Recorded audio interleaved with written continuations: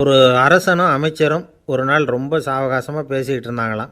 அரசன் அமைச்சரை பார்த்து ஒரு கேள்வி கேட்டிருக்கார். ஏங்க அமைச்சரே, ஆசை இல்லாத ஒரு மனுஷனால் இருக்க முடியுமா அப்படின்னு. ஏன் முடியாது, துறவி அப்படிங்கிறவங்கெல்லாம் அப்படிப்பட்டவங்க தானே அப்படின்னாராம் அமைச்சர். அவங்கெல்லாம் உண்மையிலேயே ஆசையை விட்டவங்க தானா அப்படின்னு கேட்டாராம் ராஜா. அப்படி தான் இருக்கணும் அப்படின்னாராம் அமைச்சர். அப்படின்னா ஆசையே இல்லாத ஒரு உண்மையான துறவியை நான் பார்க்கணுமேன்னார். அது என்ன பிரமாதம், அதுக்கு நான் ஏற்பாடு பண்ணுறேன் அப்படின்னு விட்டார் இவர். சொல்லிவிட்டு உடனே புறப்பட்டு போனார். அங்கங்கே தேடினார். அப்புறம் தான் அவருக்கு புரிஞ்சுது உண்மை துறவியை கண்டுபிடிக்கிறது எவ்வளவு கஷ்டமான காரியம்னு. இருந்தாலும் ராஜா கிட்ட சொல்லியாச்சே உண்மை துறவியை காட்டுறேன்னு. இப்போ என்ன பண்ணுறது? ராஜா கிட்ட சொன்னபடி நடக்கலைன்னா அவருக்கு கோபம் வந்துடும். அமைச்சர் ஒரு யோசனை பண்ணார். அவருக்கு ஒரு வழி தெரிஞ்சுது. அதுதான் சரின்னு முடிவு பண்ணார். அதாவது அந்த ஊரில் அவருக்கு தெரிஞ்ச நாடக நடிகர் ஒருத்தர் இருக்கிறார், நல்லா நடிப்பார். அவரை போய் பார்த்தார். இதை பாருப்பா, எனக்காக நீ ஒரு காரியம் செய்யணும்னார். என்னன்னு கேட்டார் அவர். நீ ஒரு துறவி மாதிரி கொஞ்சம் நேரத்துக்கு நடிக்கணும். ராஜா உன்னை பார்த்துட்டு போகிற வரைக்கும் நடி, அது போதும். அதுக்காக உனக்கு 10,000 ரூபா தரேன் அப்படின்னார்.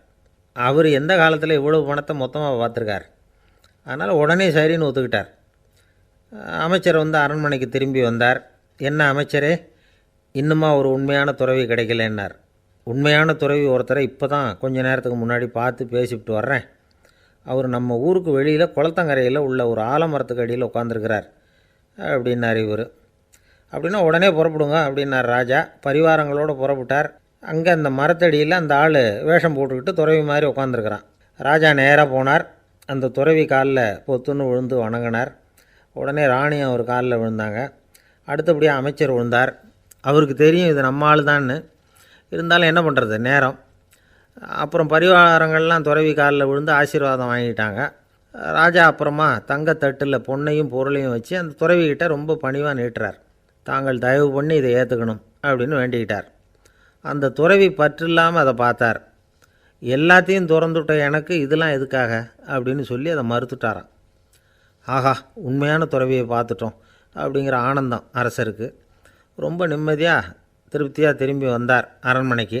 அதுக்கப்புறம் அமைச்சர் யாருக்கும் தெரியாமல் அந்த துறவிகிட்ட ஓடினார். சொன்ன பிரகாரம் பணத்தை நீட்டினார். இந்தாப்பா, நான் உங்ககிட்ட சொன்னபடி 10,000 ரூபா பணம் எடுத்துக்கோ அப்படின்னார். அந்த ஆள் ராஜா கிட்ட சொன்னது மாதிரியே எல்லாத்தையும் திறந்துவிட்ட எனக்கு இதெல்லாம் எதுக்காக வேணாம் அப்படின்னு விட்டாராம். நடித்த வரைக்கும் போதும்ப்பா, இனிமேல் இந்த நாடக வசனம்லாம் வேணாம், வேஷத்தை கலைச்சிரு, பணத்தை வாங்கிக்கோன்னார். இல்லைங்க, இது வேஷம் இல்லை, இது வசனமும் இல்லை, இது உண்மை. கொஞ்ச நேரம் துறவி மாதிரி நடித்ததுக்கே இந்த தேசத்து ராஜா, ராணி, அமைச்சர், பரிவாரங்கள் எல்லாம் என் காலில் விழுந்து வணங்குறாங்க. அப்படின்னா உண்மையான துறவியாக இருக்கிறது எவ்வளவு பெருமையான விஷயம். நான் உண்மையான துறவியாக ஆக போகிறேன், அப்படி முடிவும் பண்ணிட்டேன் அப்படின்னார் அந்த நடிகர். வேஷம் கூட எப்படிப்பட்ட விளைவுகளை உண்டு பண்ணுது பார்த்தீங்களா. நம்மால் ஒருத்தன் ரொம்ப வசதியாக தான் இருந்தான். ஒரு நாள் அவன் சொத்து பூரா திருட்டு போட்டுது. அதுக்கப்புறம் இவன் துறவி மாதிரி ஆகிட்டான். ஊர் ஊராக சுற்றினான். ஒரு குருநாதரை தேடி கண்டுபிடிச்சான். அவர்கிட்ட சீடனாக சேர்ந்துக்கிட்டான். அவனை பார்த்து ஒருத்தர் கேட்டார், நீ உண்மையான சீடன் தானான்னு. இல்லைங்க, சீடன் மாதிரி நடிச்சுக்கிட்டு இருக்கிறேன் அப்படின்னா. அது குரு துரோகம் இல்லையா அப்படின்னு கேட்டார் அவர். இல்லைங்க, நான் பண்ணது குரு துரோகம் இல்லை, என் குரு பண்ணது தான் துரோகம். என்னுடைய பணத்தை கொள்ளையடித்தது இவர் தான். அதை எங்கே வச்சுருக்காருன்னு கண்டுபிடிக்கிறதுக்காக தான் இவர்கிட்ட சீடனாக சேர்ந்துருக்கிறேன் அப்படின்னா. ஒரு ஆள் இருந்தான், நிறைய பணம் சம்பாதிச்சான். ஆனால் செலவு பண்ண மனசு வரல, கருமி. அவன் என்ன பண்ணான், சேர்த்த பணம் பூராவையும் ஒரு மரத்தடியில் புதைச்சி வச்சுருந்தான். வாரத்துக்கு ஒரு தடவை அந்த மரத்தடிக்கு வருவான். புதைச்ச இடத்த ஆவலோடு பார்த்துக்கிட்டு இருப்பான். அதுக்கப்புறம் போயிடுவான். அவ்வளவுதான். ஒரு நாள் ஒரு திருடன் வந்தான். இவன் புதைச்சி வச்சுருந்ததெல்லாம் எடுத்துகிட்டு போட்டான். இது தெரிஞ்சு போச்சு. அந்த கருமி புலம்ப ஆரம்பிச்சிட்டான். இவன் புலம்பலை கேட்டதும் அக்கம் பக்கத்தில் இருந்தவங்கெல்லாம் ஓடி வந்தாங்க. என்ன விஷயம்னு விசாரித்தாங்க. இவன் சொன்னான். ஒரு பெரியவர் கேட்டார், ஏன்ப்பா வாரம் இந்த இடத்த பார்க்குறதாக சொன்னியே, எப்போவாவது இதில் இருக்கிற பணத்தை எடுத்து செலவு பண்ணியிருக்கியா அப்படின்னு கேட்டார். நான் அப்பப்போ அதை பார்க்குறது தான் வழக்கம், அதை தொட்டதே இல்லைன்னு அவன். சரி, அப்படின்னா இப்போவும் நீ அதே மாதிரி வாரம் ஒரு தடவை இந்த இடத்த பார்த்துட்டு போகலாமே அப்படின்னாராம் அந்த பெரியவர். அதுவும் சரிதானே. எவ்வளவு காலமானாலும் அவன் அந்த பணத்தை எடுத்து செலவு பண்ண போகிறதில்ல. அப்படி இருக்கிறப்ப உள்ளே பணம் இருந்தாலும் ஒன்று தான், இல்லாமல் போனாலும் ஒன்று தான். இதிலேருந்து என்ன புரியுதுன்னா, ஒருத்தர்கிட்ட இருக்கிற பணத்தை கொண்டு அவர் பணக்காரரா ஏழையா அப்படின்னு முடிவு செய்கிறது சரியில்லை. அந்த செல்வத்தை அனுபவிக்கிற திறன், பயன்படுத்துகிற திறன், அதை வச்சு தான் அவர் ஏழையா பணக்காரரா அப்படிங்கிறத நிர்ணயம் பண்ணணும். அதுதான் சரி. செலவு பண்ண தெரியாதவன் சேகரம் பண்ணிகிட்டே இருக்கிறதுனால என்ன பிரயோஜனம்? தலைமுடியே இல்லாதவன் தாராளமாக சீப்புகளை வாங்கி சேகரம் பண்ணுறது மாதிரி தானே இது. சில சமயம் செலவு பண்ண நாம் தயாராக இருந்தால் கூட அந்த செல்வம் நமக்கு பயன்படுறதில்ல. அரேபியாவில் ஒரு நகை வியாபாரி விலை உயர்ந்த முத்துக்களை எல்லாம் அவர் வச்சு வியாபாரம் பண்ணிகிட்டு இருந்தார். அவர் ஒரு சமயம் ஒரு பாலைவனம் வழியாக போயிட்டுருக்கிறார் ஒட்டகத்தில். அப்போது திடீர்னு கடுமையான புயல் வீச ஆரம்பிச்சுட்டுது. திசை தவறி இவர் எங்கேயோ வந்துட்டார். கூட வந்தவங்களையும் காணலை, எங்கே போனாங்களோ தெரியல. இவர் ரொம்ப பயந்து போய் அங்கே எங்கேயுமா அலைஞ்சு திரியிறார். வழியே தெரியல. பசி கடுமையாயிட்டுது. ஒட்டகத்து முதுகில் ஒரு மூட்டை இருந்தது. அதை பிரித்து பார்த்தார். உள்ளே ஏதாவது இருக்கான்னு தேடி பார்க்குறார். அது வரைக்கும் கண்ணில் தட்டுப்படாத அபூர்வமான ஒரு பை கண்ணில் பட்டுது. ஆஹா, அதில் ஏதாவது சாப்பிட்றதுக்கு இருக்கும் அப்படின்னு நினச்சி ஆவலாக அதை பிரித்து பார்க்குறார். அந்த பையில் விலை உயர்ந்த முத்துக்கள் நிறைய இருந்துதான். அப்போ தான் அவர் நினச்சாராம், விலை உயர்ந்த முத்துக்கள் கூட சாப்பிட்றதுக்கு உணவாக முடியாது அப்படிங்கிறத புரிஞ்சுக்கிட்டாராம். எந்த நேரத்தில் எது நமக்கு தேவையோ அது நமக்கு தாராளமாக கிடைக்கணும். அப்படி அது கிடைக்கிறதுக்கு நம்மக்கிட்ட இருக்கிற செல்வம் பயன்படணும். அது நமக்கும் பயன்படலாம், நம்ம மூலமாக அடுத்தவங்களுக்கும் பயன்படலாம். அதுதான் செல்வத்தின் பயன். ஒரு மரத்தடியில் ஒருத்தன் உட்காந்து அழுதுகிட்டு இருந்தான். அந்த பக்கமாக வந்த இன்னொருத்தன் ஏப்பா அழுதுகிட்டு இருக்கிறேன்னு கேட்டான். இந்த இடத்துல தான் பூமிக்கு அடியில் பணம் இருக்குது, புதைச்ச இடம் தெரியல, அதான் அழறேன் அப்படின்னா. நல்லா ஞாபகப்படுத்திப்பார், எந்த இடத்துல புதைச்ச அப்படின்னு கேட்டான் இவன். அது எப்படி எனக்கு தெரியும், புதைச்சி வச்சிருக்கிறவன் நான் இல்லையே, எங்கள் எதிர்த்த வீட்டுக்காரன் அப்படின்னானா இவன். அந்த ஆள் என்னை கண்ணாப்புண்ணான்னு திட்டிவிட்டான் சார், அதை நினச்சா எனக்கு ரொம்ப வருத்தமாக இருக்குது அப்படின்னு சொல்லி கவலைப்பட்டார் ஒருத்தர். இதில் கவலைப்படுறதுக்கு என்ன இருக்குது அப்படின்னார் ஒரு பெரியவர். அவர் ஒரு மகான். என்ன சார் இப்படி சொல்கிறீங்க, ஒருத்தர் நம்ம பார்த்து திட்டுனா வருத்தமாக இருக்காதா அப்படின்னார். அது எப்படி வருத்தமாக இருக்கும், திட்டுறதுங்கிறது என்ன, அது வெறும் சத்தம் தானே அப்படின்னார் அந்த பெரியவர். நம்ம ஆளுக்கு தலையை பிச்சுக்கலாம் போல் இருந்தது. இருக்காத அப்படின்னா நமக்கே அப்படி தானே தோணுது. அந்த பெரியவர் சொல்கிறது ரொம்ப பெரிய விஷயம். அதை நாம் புரிஞ்சிக்க முயற்சி பண்ணலாம்னா நடைமுறை வாழ்க்கைக்கு அது ஒத்து வர்றது மாதிரி தெரிய மாட்டேங்குது. இருந்தாலும் அந்த பெரியவர் அதுக்கு என்ன தான் விளக்கம் கொடுக்குறாருன்னு பார்ப்போமே. ஒரு ரயில் போயிட்டுருக்கு, அதில் ஒரு சாது போயிட்டுருக்கார். அந்த ரயில் அவர் ஹரித்வாரம் போயிட்டுருக்கார். அவர் ரயிலில் ஏகப்பட்ட கூட்டம். நம்ம ஊர் ரயில் கேட்க வேணும், டிக்கெட் வாங்கிட்டு கொஞ்சம் பேர், வாங்காத கொஞ்சம் பேர். அது என்னத்துக்கு அனாவசியமாக டிக்கெட் அப்படிங்கிற நினப்பில் பாதி பேர். இந்த கூட்டத்துக்கு மத்தியில் அந்த சாதுவும் போயிட்டுருக்கிறார். உட்கார்றதுக்காக இருந்த இடத்துல ஒரு ஆள் படுத்துருக்கிறான், கொஞ்சம் முரட்டு ஆசாமி. அவன் கால் பக்கத்தில் கொஞ்சோண்டு இடம் பாக்கி இருந்தது. அந்த இடத்துல இந்த சாது உட்காந்துருந்தார். மெதுவாக உட்காந்துக்கிட்டார் போய். ஆனால் அந்த ஆள் ராத்திரி பூரா இவரை காலால் உதச்சிக்கிட்டே இருக்கிறான். அது இவருக்கு ரொம்ப அவமானமாக பட்டுது. அதனால் துக்கம் ஏற்பட்டுது. இருந்தாலும் அதை ஒரு மாதிரியாக சகிச்சுக்கிட்டே இவர் வந்து சேர்ந்தார். பொழுது விடிஞ்சுது. அந்த சாது ஹரித்வார் வந்து சேர்ந்தார். அங்கே ஒரு பெரிய ஞானியை சந்தித்தார். ராத்திரி ரயிலில் அந்த ஆள் உதைச்சதையும் அதனால் தனக்கு ஏற்பட்ட துக்கத்தையும் இந்த சாது அந்த ஞானிகிட்ட சொன்னார். சொல்லிவிட்டு, ஏன் சுவாமி, எனக்கு துக்கம் ஏற்பட்டதே அது தப்பா அப்படின்னு கேட்டார். தவறு தான்னார் அந்த ஞானி. உனக்கு இன்னமும் தேக அபிமானம் போகலைங்கிறது தான் அது காட்டுது. அஷ்டாவக்கிரர் என்ன சொல்கிறார் தெரியுமா, உண்மையான ஞானி யாராவது தன்னை வந்தனை செய்தால் அதற்காக சந்தோஷப்பட மாட்டார், யாராவது நிந்தனை செய்தால் அதற்காக வருத்தப்பட மாட்டார் அப்படின்னு சொல்கிறார். நிந்தனைங்கிறது ஒரு ஒலி தான். தேகாபிமானம் இருக்கிற வரைக்கும் இந்த ஒலி நம்மளை வேதனைப்படுத்தும். நான் தேகம் இல்லை, ஆத்மா அப்படிங்கிற நினைவு இருந்தால் இந்த ஒலி நம்மளை பாதிக்காது. மனு என்ன சொல்கிறார் தெரியுமா, ஒரு சாதகன் பாராட்டுதலை விஷம்னு நினச்சி பயப்படணும், அவமானத்தை அமிர்தம்னு நினச்சி சந்தோஷப்படணுங்கிறார். அவமானப்பட்டால் கவலைப்படாமல் எப்படி இருக்க முடியும் அப்படின்னு தான் நமக்கு தோணும். அதனால தான் நம்மளில் யாரும் இதுக்கு உதாரணமாக யாரையும் காட்ட முடியல. புத்தரையும் கபீரையும் உதாரணமாக காட்டுறாங்க. அவங்களுக்கெல்லாம் அவமானம் ஏற்பட்டப்போ கவலையே படலையாம். புத்தரை அவமானப்படுத்தணுங்கிறதுக்காக கௌசாம்பி ராணி ஒரு இளம் பெண்ணை கொலை பண்ணி சடலத்தை புத்தர் குடிசைக்கு முன்னாடி போட சொன்னார். போட்டாங்க. புத்தர் தான் அந்த பொண்ணை கெடுத்து கொலை பண்ணிவிட்டார்னு எல்லோரும் நினச்சாங்க. ஆனால் புத்தர் இதை பற்றி கவலையே படலை. அப்புறமா உண்மை தெரிஞ்சதும் புத்தர் புகழ் இன்னும் அதிகமாயிட்டுது. ஒரு பெரிய சபையில் ஒரு மோசமான பொண்ணு நுழைஞ்சி தனக்கும் கபீருக்கும் சம்பந்தம் உண்டுன்னு சொன்னான். கபீர் கவலைப்படலை. அவங்க மாதிரியெல்லாம் நாமளும் இருக்க கற்றுக்கணும். நிந்தனை, அபகீர்த்தி, அவமானம் எல்லாம் ஆண்டவன் கொடுக்குற பிரசாதம்னு நினைக்கணும் அப்படின்னு சொல்கிறார் அந்த ஞானி. இதை கேட்ட இந்த காலத்து ஆசாமி ஒருத்தர், நான் கூட அப்படி தான் சார், யாராவது அவமானப்படுத்தினா கவலைப்பட மாட்டேன். நேற்று கூட ஒருத்தர் என்ன பலார்னு அரைஞ்சுட்டார், நான் கொஞ்சம் கூட கவலைப்படலை, பேசாமல் வந்துட்டேன்னார். ஏன் அப்படி வந்துட்டீங்க அப்படின்னேன். அவர் அரைஞ்சதுலேயும் ஒரு அர்த்தம் இருந்தது, அதனால தான் அப்படி வந்துட்டேன்னார். ஏன் அரைஞ்சாருன்னு கேட்டேன். 10 வருஷத்துக்கு முன்னாடி 15 ரூபா அவர்கிட்ட கடன் வாங்கினேன், அதை கேட்டு கேட்டு பார்த்துட்டு கடைசியாக தான் அரைஞ்சார் அப்படின்னார். ஆண்டவனுடைய பிரசாதம் இவருக்கு அடிக்கடி கிடைக்கும் போல இருக்குது. ஒரு பல்கலைக்கழகம், அங்கே ஒரு இலக்கிய பேராசிரியர், அவர் பாடம் நடத்திக்கிட்டு இருந்தார். ராபர்ட் ப்ரௌனிங் எழுதிய கவிதைகளை பற்றி சொல்லிகிட்டு இருக்கிறார். மாணவர்களும் ரொம்ப அக்கறையாக அதை கேட்டுக்கிட்டு இருக்கிறாங்க. ஒரு குறிப்பிட்ட கவிதையை பற்றி சொல்லும் பொழுது அந்த பேராசிரியருக்கே ஒரு சந்தேகம். அதாவது அந்த கவிதையின் சரியான அர்த்தம் என்னங்கிறதுல சந்தேகம். பேராசிரியர் யோசனை பண்ணார். அந்த கவிதையை முழுசாக புரிஞ்சிக்க முடியல. அதனால் மாணவர்களை பார்த்து சொன்னார், மாணவர்களே, ஒரு நாள் பொறுத்துங்க, இந்த கவிதையை எழுதின கவிஞர் எங்கள் வீட்டுக்கு பக்கத்தில் தான் இருக்கிறார். இன்றைக்கி சாயந்தரம் நான் அவரை நேரிலேயே போய் பார்க்குறேன். பார்த்து இதுக்கு என்னங்க அர்த்தம்னு கேட்டுட்டு வந்துவிடுறேன். அதுக்கப்புறம் உங்ககிட்ட சொல்கிறேன் அப்படின்னாராம். அன்றைக்கி சாயந்தரமே அந்த பேராசிரியர் கவிஞரை தேடிக்கிட்டு போயிட்டார். கவிஞர் அவங்க வீட்டில் அவர் பாட்டு உட்காந்துருந்தாராம். இவர் போய் அவர் முன்னாடி உட்காந்தார். அப்புறம் கேட்டார், ஐயா, அந்த கவிதையின் முழு பொருள் என்னன்னு தெரிஞ்சுட்டு போகிறதுக்காக வந்திருக்கிறேன் அப்படின்னாராம். எந்த கவிதை அப்படின்னாராம் அவர். இவர் அந்த கவிதையை சொல்லியிருக்கார். கவிஞர் கொஞ்சம் யோசனை பண்ணிவிட்டு அப்புறம் சொன்னாராம், பேராசிரியரே, நீங்கள் கொஞ்சம் தாமதமாக வந்துட்டீங்கன்னாராம். இவருக்கு ஒன்றும் புரியல. நீங்கள் என்ன சொல்கிறீங்க, நான் தாமதமாக வந்துட்டேன்னா?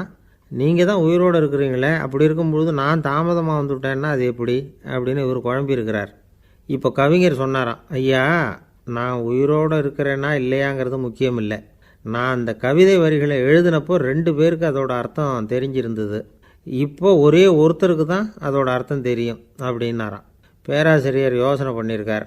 அப்படின்னா அந்த ஒருத்தர் கவிஞர் ராபர்ட் ப்ரௌனிங்கை தவிர வேறு யாராக இருக்க முடியும்?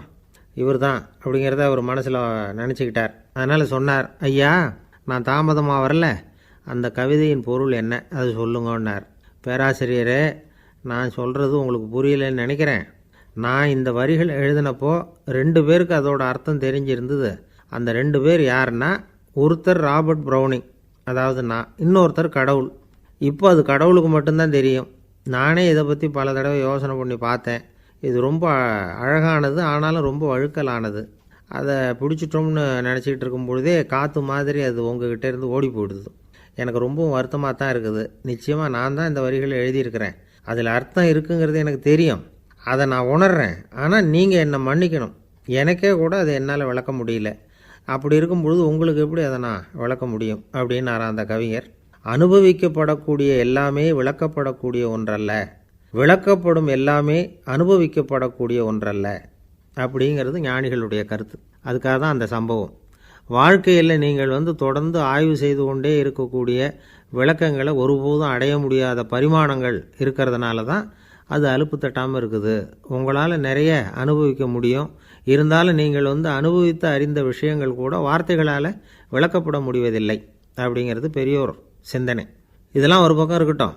நமக்கு தெரிஞ்ச பேராசிரியர் ஒருத்தர் 1 மணி நேரம் ரொம்ப விவரமாக வகுப்பு எடுத்தார். கடைசியாக சொன்னார், மாணவர்களே, ரொம்பவும் எளிமையாக விளக்கமாக எல்லா விவரமும் சொல்லியிருக்கிறேன். அதனால் இதில் உங்களுக்கு சந்தேகம் வர்றதுக்கு வாய்ப்பே இல்லை. இருந்தாலும் கேட்க வேண்டிய கடமை கேட்குறேன்.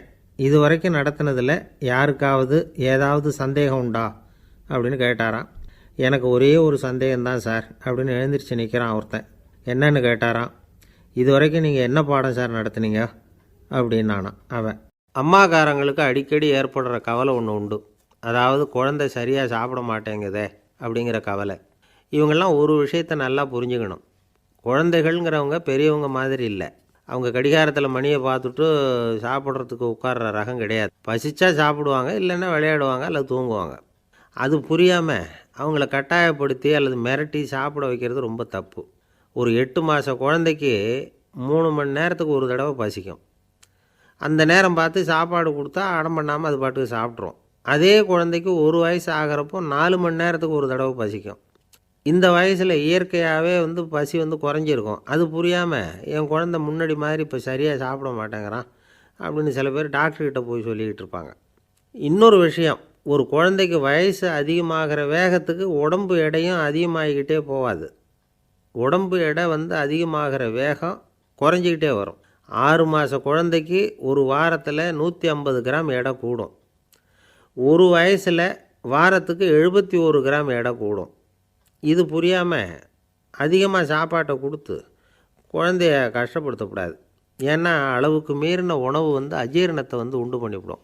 குழந்தைக்கு ஒரு தட்டில் கொஞ்சமாக ஆகாரத்தை வச்சு கொண்டுகிட்டு போய் கொடுக்கணும். மலை மாதிரி குவிச்சு வச்சா அதை பார்த்ததுமே பசி அடங்கி போயிடும். அடித்து மிரட்டி பயமுறுத்தி குழந்தைய சாப்பிட வைக்கிற பழக்கம் இருக்குது பாருங்கள், அதுக்கு ஃபுட் ஃபோர்ஸிங் அப்படின்னு பேர். இப்படி பண்ணுனா குழந்தைக்கு சாப்பாட்டில் விருப்பம் குறைஞ்சிரும், அதை கண்டாவே வெறுக்க ஆரம்பிச்சிடும். அது மாதிரி உளம் சார்ந்த பசி குறைவு, சைக்கோஜெனிக் அனோரெக்சியா, அது ஏற்படுமா. சாப்பாடுங்கிறதே ஒரு தண்டனை மாதிரி தோணும். குழந்தைகளுக்கு பிடிச்ச மாதிரியான ஆகாரத்தை கொடுக்கணும். சத்து அதிகம் இருக்குங்கிறதுக்காக அதுக்கு பிடிக்காத ஆகாரத்தை கொடுத்து கட்டாயப்படுத்தக்கூடாது.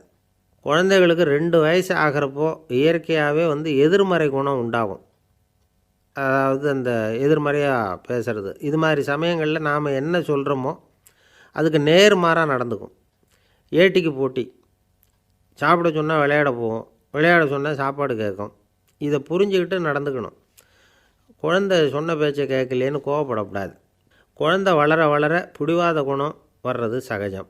கேட்டதை வாங்கி கொடுத்தா தான் சாப்பிடுவேன் அப்படின்னு பிடிவாதம் பண்ணும். வாங்கி கொடுத்துடுறது தான் உத்தமம். நீங்களும் அதுக்கிட்ட பிடிவாதம் பண்ணிகிட்டு இருக்கக்கூடாது.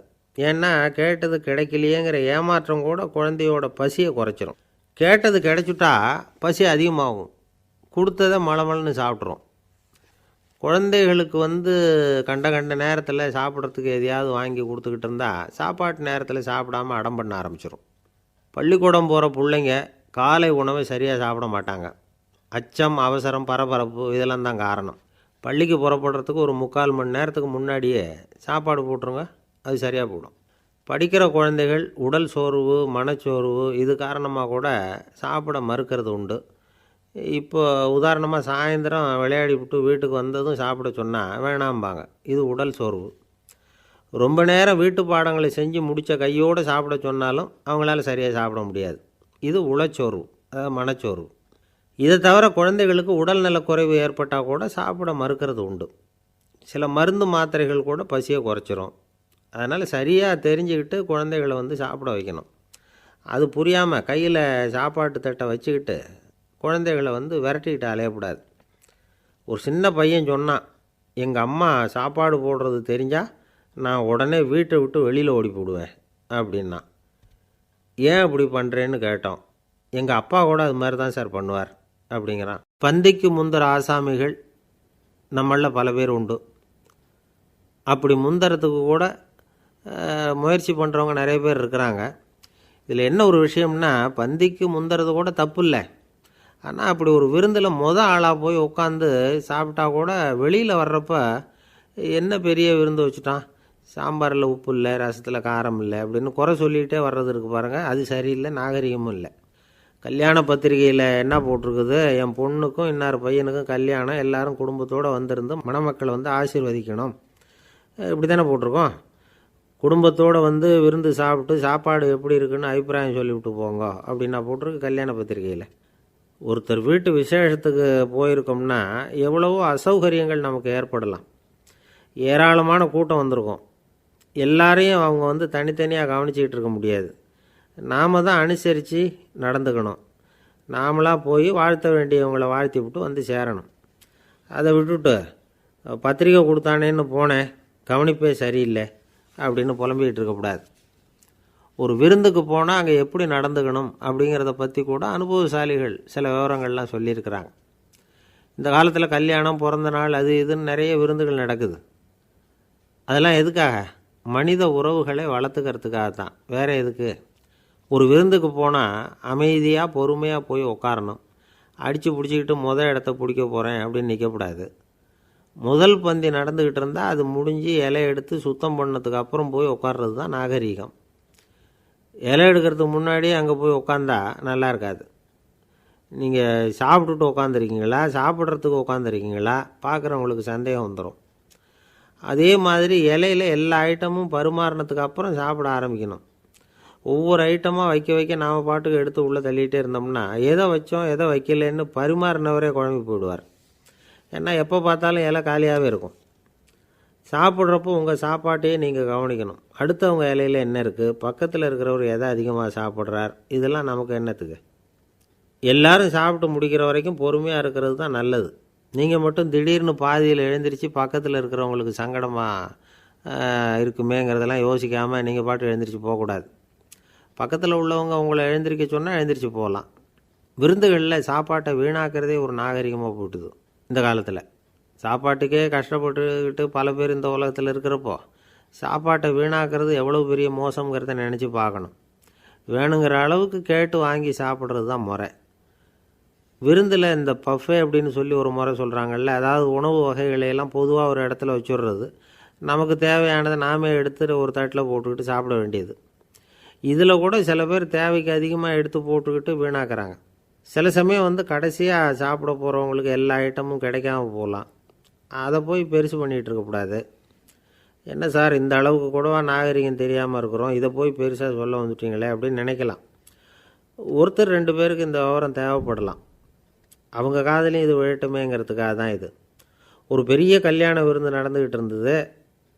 விருந்து மண்டபத்து வாசலில் ஒருத்தர் நின்றுக்கிட்டு வர்றவங்களையெல்லாம் ரொம்ப மரியாதையாக வணங்கி உள்ளே அனுப்பி வச்சுக்கிட்டு இருந்தார். எப்படி தெரியுமா? வர்றவங்க கையெல்லாம் பிடிச்சி முத்தம் கொடுத்து அதுக்கப்புறம் உள்ளே அனுப்பி வச்சுக்கிட்டு இருந்தாராம். கூட்டம்லாம் முடிஞ்சதுக்கப்புறம் அவர்கிட்ட போய் கேட்டிருக்கிறாங்க, சார் நானும் எவ்வளவோ விருந்துகளுக்கு போயிருக்கிறேன், இருந்தாலும் இவ்வளவு மரியாதையாக வர்றவங்க கைக்கெல்லாம் முத்தம் கொடுத்து வரவேற்கிறத இங்கே தான் பார்க்குறேன் அப்படின்னு சொன்னாங்க. அதுக்கு அவர் சொன்னார், அட போங்க சார், நான் முத்தம் கொடுக்கல, முந்தின பந்திக்கு சாப்பிட்டவங்களே அடுத்த பந்திக்கும் வர்றாங்களான்னு மோந்து பார்த்து அனுப்பி வச்சுக்கிட்டு இருந்தேன் அப்படின்னார். ஒருத்தர் மனசில் நிம்மதி இல்லாமல் உட்காந்துருந்தார். என்ன சார் விஷயம் அப்படின்னு விசாரித்தேன். அகலக்கால் வச்சுட்டேன், அதுதான் அவதிப்படுறேன்னார். விவரமாக சொல்லுங்கன்னு. வீடு கட்டணும்னு ஆரம்பித்தேன், வேலை பாதியிலேயே நிற்கிது, கையில் பணம் இல்லை அப்படின்னார். இது மாதிரி ஆசாமிகள் பல பேரை நீங்கள் பார்த்துருக்கலாம். இவங்கெல்லாம் சுலபமாக மன அழுத்தத்துக்கு ஆளாயிடுறாங்க. மன உளைச்சல், அதாவது ஸ்ட்ரெஸ் அப்படின்னு சொல்கிறோமே, அதுக்கு அடிப்படையான சில காரணங்கள் உண்டு. அதாவது மிகையாக திட்டமிடுதல் அப்படிங்கிறதும் ஒரு முக்கியமான காரணம். நடைமுறை சாத்தியம் என்னங்கிறத மனசில் வச்சுக்கிட்டு எந்த திட்டத்தையும் தீட்டணும், அப்போ தான் அது சரியாக வரும். 2வது காரணம் என்ன தெரியுமா? ஒரே நேரத்தில் பல்வேறு செயல்களில் ஈடுபடுறது. தொலைபேசியில் பேசிக்கிட்டே கையில் இருக்கிற கடிதத்தை படிச்சுக்கிட்டே எதிரில் உட்காந்துக்கிட்டு இருக்கிறவருக்கும் அப்பப்போ பதில் சொல்லிக்கிட்டு மனசில் பல்வேறு சிந்தனைகளை அப்படியே ஓட விட்டுக்கிட்டு இருக்கிறது, இதுவும் மன அழுத்தத்தை உண்டாக்குது. 3வது காரணம், எதிலேயும் வெற்றி மட்டும் எதிர்பார்க்குற ஒருதலைப்பட்சமான ஆர்வம். நாம் தொட்டதெல்லாம் வெற்றியாகவே முடியணும் அப்படின்னு எதிர்பார்க்குறவங்க ஏதாவது ஒன்றில் தோல்வியை கண்டால் தோண்டு போயிடுறாங்க. எப்படியும் முடியலாம்ங்கிற எண்ணம் ஏற்கனவே நமக்குள்ளே இருந்துட்டுதுன்னா அந்த அவஸ்தை வராது. அதனால் அதுவும் நம்ம வளர்த்து கொள்ள வேண்டிய ஒரு குணம். மன உளைச்சல் ஏற்படுறதுக்கு இன்னொரு காரணம், எதையும் வேகமாக செஞ்சுடணும் அப்படிங்கிற துடிப்பு. அந்த துடிப்பே மனசை அழுத்த ஆரம்பிச்சிடும். எந்த ஒரு காரியத்திலையும் தாமதமோ இடையூறோ ஏற்பட்டால் அதை பொறுத்துக்கிற மனப்போக்கம் வேணும். அது இல்லாதவங்க அழுத்தத்துக்கு ஆளாயிடுறாங்க. சில பேர் வேலைன்னு எந்த நேரம் பார்த்தாலும் வேலையே கதின்னு கிடப்பாங்க. பொழுதுபோக்குக்கோ உடற்பயிற்சிக்கோ குடும்பத்தில் உள்ளவங்க அல்லது நண்பர்கள் கூட கலந்துரையாடவோ கொஞ்சம் கூட நேரம் ஒதுக்க மாட்டாங்க. இந்த சுபாவம் மன அழுத்தத்தை உண்டு பண்ணும்.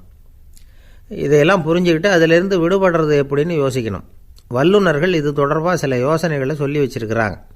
அது என்னென்னா, வாழ்க்கைங்கிறது பிரச்சனைகளால் பின்னப்பட்ட ஒன்று, அது எப்போவுமே முடிவடையாத ஒரு தொடர்கதை அப்படிங்கிறத முதல்ல நாம் புரிஞ்சுக்கணும். ஒரே நேரத்தில் ஒரு காரியத்தில் மட்டுமே நாம் கவனம் செலுத்தணும். அடுத்தவங்க காரியத்தில் தலையிடக்கூடாது. எதையும் பேச ஆரம்பிக்கிறதுக்கு முன்னாடி நம்மை நாமே கேட்டுக்க வேண்டிய கேள்வி 2. ஒன்று, நான் சொல்ல போகிறது ரொம்ப முக்கியமானதா? 2வது, நான் சொல்கிறத அவங்க கேட்குறதுக்கு ஆசைப்படுறாங்களா? நான் பேசுகிறதுக்கு அது சரியான நேரம்தானா? இதை யோசித்து பார்த்ததுக்கப்புறம் எதையும் பேச ஆரம்பிக்கணும். முடிஞ்ச அளவுக்கு வளைந்து போகிற சுபாவத்தை வளர்த்துக்கணும். நம்ம நேரம் விலை மதிப்பு இல்லாதது, அதை வீணாக்கக்கூடாது. சிரிக்க தெரியலனாலும் பரவாயில்ல, முகத்தில் கொஞ்சம் புன்முறுவலாவது காட்டணும். இதெல்லாம் ரொம்ப முக்கியம். அடுத்தவங்க ஏதாவது செஞ்சால் உடனே நன்றி சொல்ல மறக்கக்கூடாது. தினமும் கொஞ்சம் நேரத்தை தனிமையில் செலவு பண்ணணும். மன உளைச்சலிருந்து விடுபடுறதுக்கு 3 முக்கிய வழிகள் சொல்கிறாங்க. அதை சுருக்கமாக ரெட் அப்படின்னு சொல்கிறாங்க. RED ஆங்கில எழுத்தில். அந்த முதல் எழுத்து R, அது என்னென்னா ரிலாக்ஸேஷன், அதாவது இடை ஓய்வு. 2வது E எக்ஸர்சைஸ், உடற்பயிற்சி. 3வது டயட், திட்டமிட்ட உணவு முறை. அதனால் தியானம், மூச்சு பயிற்சி இதெல்லாம் இந்த இடை ஓய்வுக்கு வழிகள். எந்த வேலையையும் தொடர்ந்து செய்யக்கூடாது. எல்லார்கிட்டையும் கலகலப்பாக பழகணும். மாதத்துக்கு ஒரு நாளாவது குடும்பத்தோடு வெளியில் போயிட்டு வரணும். சுலபமான உடற்பயிற்சிகளை செய்யலாம். உடற்பயிற்சிங்கிறது நமக்காக நாம் செய்கிற ஒரு நீண்டகால முதலீடு அப்படின்னு சொல்லுவாங்க. அதாவது லாங் டேர்ம் இன்வெஸ்ட்மெண்ட்டாக. அளவோடு சாப்பிட்ணும், மெதுவாக சாப்பிட்ணும். இதெல்லாம் கொஞ்சம் மனசில் வச்சுக்கிட்டு நடந்துக்கிட்டால் மகிழ்ச்சியாக வாழலாம். சில பேர் சாப்பாட்டு விஷயத்தில் ரொம்ப அக்கறை எடுத்துக்கிறது உண்டு. ஒரு குண்டு ஆசாமி சாப்பிட உக்காந்தார். முதல்ல ஒரு மாத்திரை சாப்பிட்டார். எதுக்குன்னு கேட்டோம். பசி எடுக்கிறதுக்குன்னார். சாப்பிட்டு முடித்தார். பிறகு மறுபடியும் ஒரு மாத்திரை சாப்பிட்டார். இது எதுக்குன்னு கேட்டோம். சாப்பிட்டது ஜீரணமாகறதுக்கு அப்படின்னார். ஒரு ஆஃபீஸில் வேலை பார்க்குற ஒருத்தர் ஏதோ தப்பு பண்ணிவிட்டார். உடனே மேலதிகாரி அவரை கூப்பிட்டு அனுப்புனார். நீ செஞ்சது தப்புன்னார் கோபமாக. இது ஒரு ரகம். சில அதிகாரிகள் இப்படி நீங்கள் செஞ்சது தப்புன்னு சொல்கிறதில்ல, நீங்கள் செஞ்சது சரி அப்படின்னு சொல்கிறதில்ல. எப்படி சொல்லுவாங்கன்னா, நீங்கள் செஞ்சது சரியில்லைன்னு நான் நினைக்கிறேன் அப்படின்னு சொல்லுவாங்களாம். அதாவது சில பேர் நீங்கள் செஞ்சது தப்புங்கிறாங்க, அதையே மாற்றி சொல்கிறாரு இவர், நீங்கள் செஞ்சது சரியில்லைன்னு நினைக்கிறேன். இது ரெண்டும் அர்த்தம் ஒன்று தான், இருந்தாலும் வார்த்தைகள் வித்தியாசம். நிர்வாக திறமை இல்லாத ஒரு அதிகாரி யூ ஆர் ராங் அப்படின்னு சொல்லுவாராம். நிர்வாக திறமை உள்ள அதிகாரியாக இருந்தால் அதையே கொஞ்சம் மாற்றி I think you are not correct அப்படிம்பாராம். இதுதான் வித்தியாசம். இருந்தாலும் வார்த்தைகளை உபயோகப்படுத்துகிற விதத்தை வச்சு தான் வேலை நல்லா நடக்கிறதும் நடக்காததும் இருக்குது. விவரம் தெரிஞ்சவங்க என்ன சொல்கிறாங்க தெரியுமா? Be a leader not a boss அப்படிங்கிறாங்க. ஒரு லீடராக பாஸாக இருக்காதே அப்படிங்கிறாங்க. சரி, அப்படின்னா லீடருக்கும் பாஸுக்கும் வித்தியாசம் உண்டா அப்படின்னு கேட்டால் இருக்குன்னு சொல்கிறாங்க. லீடருங்கிறவர் வேறு, பாஸுங்கிறவர் வேறு. ஒரு லீடர் எப்படி நடந்துக்குவார், ஒரு பாஸ் எப்படி நடந்துக்குவார், இதை முதல்ல நாம் தெரிஞ்சுக்கணும். அவங்க எப்படி நடந்துக்குவாங்க அப்படிங்கிறதுக்கு சில விவரங்கள் இருக்குது. அதை கேட்டோம்னா நாம் புரிஞ்சுக்கலாம் அதை. அதாவது பாஸுங்கிறவர் விரட்டிக்கிட்டே இருப்பார், லீடருங்கிறவர் ஊக்கப்படுத்திக்கிட்டே இருப்பார். நாளைக்கு சாயந்தரத்துக்குள்ளே அந்த வேலையை செஞ்சு முடிக்கலைன்னா தொலைச்சி விடுவோம் தொலைச்சி அப்படிம்பார் அவர். இவர் எப்படி சொல்லுவார்னா, இது வரைக்கும் நீங்கள் செஞ்சுருக்கிற வேலை ரொம்ப அற்புதம் அப்படிம்பார். பாஸுங்கிறவர் அதிகாரத்தை நம்பி செயல்படுறவர், லீடருங்கிறவர் நல்லெண்ணத்தை நம்பி செயல்படுறவர். நம்மக்கிட்ட அதிகாரம் இருக்குது, பவர் இருக்குது, அதனால் காரியத்தை சாதிச்சுடலாம் அப்படின்னு நினைக்கிறவர் அவர். மற்றவங்கக்கிட்ட ஒரு நல்ல அபிப்பிராயத்தை சம்பாதிச்சுக்கிட்டு அது மூலமாக காரியங்களை சாதிக்கிறவர் இவர். பாஸுங்கிறவர் பயத்தை உண்டு பண்ணுவார், லீடருங்கிறவர் அன்பை பரவ செய்வார். அதை செய்யலைன்னா ஆடிட்டில் தகராறாயிடும், இது செய்யலைன்னா இன்க்ரிமெண்ட்டு கட் ஆகிடும், இப்படி ஏதாவது சொல்லி பயமுறுத்திக்கிட்டே இருப்பார் அவர். இவர் அப்படி இல்லை. உடம்பு இப்படி இருக்குது, வீட்டில் எல்லோரும் சௌக்கியமாக இருக்கிறாங்களா, ஆஃபீஸில் எல்லாம் வசதியாக இருக்குதா, நான் ஏதாவது உதவி செய்யணுமா அப்படின்னு அன்புக்கு முக்கியத்துவம் கொடுப்பார். பாஸுங்கிறவர் எதுக்கெடுத்தாலும் நான் சொல்லிகிட்டு இருப்பார், லீடருங்கிறவர் நாமன்னு சொல்லிகிட்டு இருப்பார். பாஸுங்கிறவர் தப்புக்கு காரணம் யாருன்னு பார்ப்பார், லீடருங்கிறவர் தப்பு என்னன்னு பார்ப்பார். இதுதான் ரெண்டு பேருக்கு வித்தியாசம். The boss shows who is wrong, the leader shows what is wrong அப்படின்னு சொல்லுவாங்க. இந்த காரியம் எப்படி செய்யப்பட்டிருக்கு அப்படின்னு தெரிஞ்சுக்கிறவர் பாஸ். இந்த காரியத்தை எப்படி செய்யணும்னு செஞ்சு காட்டுறவர் லீடர். பாஸுங்கிறவர் பணியாளர்களை திட்டுவார், லீடர் மரியாதைக்குரியவராக நடத்துவார், அதுக்குரியவராக அவர் நடந்துக்குவார். செய்கிற வேலையை ஒரு சுமையாக நினைக்க வைக்கிறவர் பாஸ், செய்கிற வேலையை ஒரு சந்தோஷமாக ஆக்கிறவர் லீடர். ஒரு முதலாளியாக இருக்கிறவர் அல்லது ஒரு நிர்வாகியாக இருக்கிறவர் இது மாதிரியான நுணுக்கங்களையெல்லாம் தெரிஞ்சு வச்சுக்கிறது நல்லது. ஒரு பாஸ் இருக்கார், அவர் ஒரு நாள் ரொம்ப பெருமையாக தன்னோட ஆஃபீஸை பற்றி பேசிக்கிட்டு இருந்தார். எனக்கு கீழே 200 பேர் வேலை செய்கிறாங்க சார், நான் ஒரு கோடு கிழிச்சா அவங்க அதை தாண்டாத அளவுக்கு நான் நடந்துக்கிறேன் சார் அப்படின்னார் அவர். அது எப்படி முடியுது உங்களால் அப்படின்னு கேட்டோம். நான் கோடே கிழிக்கிறதில்ல சார் அப்படின்னார். என்ன சார் உங்கள் பையன் என்ன செஞ்சுக்கிட்டு இருக்கிறான் இப்போது அப்படின்னு கேட்டார் ஒருத்தர். அடிக்கடி கண்ணாடி முன்னாடி நின்று அழகு பார்த்துக்கிட்டு இருக்கிறான் சார் அப்படின்னார் அப்பா. இளம் பருவம் இப்படி தான் இருக்கும், அதையெல்லாம் சாதாரணமாக நினச்சிடாதீங்க அப்படின்னார் அவர். என்ன சார் சொல்கிறீங்க, கண்ணாடி முன்னாடி நின்றுக்கிட்டு நேரத்தை வீணாக்கிக்கிட்டு இருக்கான், அதை ஒரு பெரிய விஷயமா நான் நினைக்கணுமா அப்படின்னார் இவர். இளம் பருவத்தில் இளைஞர்களுக்கும் சின்ன பொண்ணுங்களுக்கும் அடிக்கடி கண்ணாடியில் பார்க்கணும்னு தோணும். அது வெறுமனே அழகு பார்க்குறது மட்டும் இல்லை, அவங்க தங்களையே தேடி கண்டுபிடிக்கிற ஒரு முயற்சி அது. இது ஒரு மனோதத்துவ விளைவு. இது வரைக்கும் சின்ன பிள்ளையாக இருந்துட்டோம், இனிமேல் நாமளும் மற்றவங்க மாதிரி மனிதர்கள் தான் அப்படிங்கிற உணர்வு அவங்களுக்கு வருது. தங்களோட முகம் எப்படி இருக்குது, அழகு எப்படி இருக்குது, உடம்பு நேரம் எப்படி இருக்குது, முடி எப்படி இருக்குது அப்படிங்கிறதையெல்லாம் கண்டுபிடிக்கிறாங்க. அதுக்கப்புறம் இன்னொரு ஆணோ பொண்ணோ தன்னை கவனிக்கணும் அப்படின்னு நினைக்கிறாங்க. இதெல்லாம் மனோதத்துவ உண்மைகள், இதெல்லாம் இயற்கை. இதை பார்த்துட்டு பெற்றவங்க பிள்ளைங்க கெட்டு போட்டாங்க அப்படின்னு நினைக்கக்கூடாது, அவங்கள திட்டிக்கிட்டே இருக்கக்கூடாது. இன்றைக்கி பல குடும்பங்களில் இதுதான் நடந்துக்கிட்டு இருக்குது. மனுஷ வாழ்க்கையிலேயே இப்படியும் இல்லாத அப்படியும் இல்லாத ஒரு பருவம் இளம் பருவம். 13லேருந்து 19 வயசுக்கு உட்பட்ட ஆண்கள் பெண்கள் இந்த வகையை சேர்ந்தவங்க, டீனேஜ் குரூப். இவங்கள சின்னவங்கன்னு நினச்சிட முடியாது, பெரியவங்கன்னு நினச்சிட முடியாது. இவங்க ரொம்ப சென்சிட்டிவ். சமூகம் நினச்சா இவங்களை நல்லவங்களாகவும் ஆக்கலாம், கெட்டவங்களாகவும் ஆக்கலாம். கொஞ்சம் அக்கறை எடுத்துக்கிட்டால் பெரிய பெரிய மேதைகளையும் விஞ்ஞானிகளையும் உருவாக்கலாம். ஆனால் நடக்கிறது என்ன தெரியுமா, அநேகமாக இவங்களை யாருமே சரியாக புரிஞ்சுக்கிறது இல்லை, இவங்களை சரியாக நடத்துறதும் இல்லை. இது வரைக்கும் நாம் சொல்கிறத கேட்டுக்கிட்டு இருந்தான், இப்போல்லாம் அவன் இஷ்டத்துக்கு நடக்க ஆரம்பிச்சுட்டான் அப்படின்னு வருத்தப்படுற பெற்றோர்கள் அதிகம். இது வருத்தப்படுற விஷயம் இல்லை, சந்தோஷப்பட வேண்டிய விஷயம். உங்கள் புள்ள சொந்தமாக யோசிக்க ஆரம்பிக்கிறதும் நடந்துக்க ஆரம்பிக்கிறதும் ஒரு தப்பான விஷயமா? அவன் கடைசி வரைக்கும் உங்கள் பேச்சையே கேட்டுக்கிட்டு இருக்கணுங்கிறது என்ன நியாயம்? இன்றைக்கி இளைஞர்களை பெரியவங்க தப்பாக புரிஞ்சுக்கிட்டு தவறாக நடத்துறதுனால தான் அவங்களுக்கு வெறுப்பு, எரிச்சல், மனக்கசப்பு எல்லாம் உண்டாகுது. பெற்றவங்க சரியாக மதிக்கிறது இல்லை அப்படிங்கிற ஒரே காரணத்தினாலேயே வீணாக போகிற பிள்ளைங்க இன்றைக்கி அதிகம். சரி, பெற்றவங்களுக்கு இன்றைக்கி என்ன தான் புத்தி சொல்ல வர்றீங்க அப்படின்னு கேட்குறீங்களா? நாம் எதையும் சொல்ல வரல, ஆனால் அது சம்பந்தமான சில நிபுணர்கள் சொல்லியிருக்கிறத உங்கள் காதில் போட்டு வைக்கலாம். அது என்னென்னா, பிள்ளைங்க கிட்ட அன்பு செலுத்துங்க. குழந்தையாக இருந்தப்போ எவ்வளவு பாசமாக இருந்தீங்க, வளர வளர அதை ஏன் குறைச்சிக்கிறீங்க? பெற்றவங்களின் அன்பான வார்த்தைகளுக்கு ஏங்குறவங்க தான் இன்றைய இளைஞர்கள். அவங்க எதை சொன்னாலும் அதை அக்கறையாக காது கொடுத்து கேளுங்க, அலட்சியப்படுத்தாதீங்க. அவங்க விரும்புகிறது உங்கள்கிட்டேருந்து ஒரு மதிப்பு, மரியாதை, அங்கீகாரம், இவ்வளவுதான். அவங்க அவங்களாவே முடிவுகள் எடுக்கட்டும், அதுக்கு நீங்கள் உதவியாக இருங்க, அது போதும். மற்றவங்க முன்னாடி, முக்கியமாக அவங்க நண்பர்கள் முன்னாடி அவங்கள பற்றி மட்டமாக பேசாதீங்க. அவங்கக்கிட்ட பொய் சொல்லக்கூடாது. நீங்கள் சொன்னது பொய்ன்னு தெரிஞ்சு போச்சுன்னா உங்கள் பேரில் அவங்களுக்கு இருக்கிற மதிப்பு போயிடும், நம்பிக்கை போயிடும். அவங்களுக்கு முன்னாடி நீங்கள் சண்டை போடக்கூடாது. உங்கள் பிள்ளைய எப்பவும் இன்னொரு பிள்ளையோட ஒப்பிட்டு பேசுகிற வேலையே வேணாம். கூட பிறந்த மற்றவங்களோட கூட ஒப்பிடக்கூடாது. இப்படி செஞ்சால் அவன் உங்ககிட்டையும் பிரியமாக இருக்க மாட்டான், அவங்ககிட்டையும் பிரியமாக இருக்க மாட்டான். புள்ள எங்கே போகிறான், என்ன பண்ணுறான் அப்படின்னுலாம் துப்பறிஞ்சிக்கிட்டு இருக்கக்கூடாது. இளைஞர்கள் தனிமையை விரும்புகிறவங்க. அவங்கள பெட்டியில் வச்சு மூடி பாதுகாக்கணும்னு நினைக்கக்கூடாது. அவங்கள எப்படி பாதுகாக்கிறது அப்படிங்கிறது அவங்களுக்கே தெரியும். உங்கள் புள்ள எப்படி நடந்துக்கணும்னு நீங்கள் எதிர்பார்க்குறீங்களோ அது மாதிரி நீங்கள் நடந்து காட்டுங்க, அது போதும். ஒரு வீட்டில் அப்பாவும் அம்மாவும் பேசிகிட்டு இருக்கிறாங்க.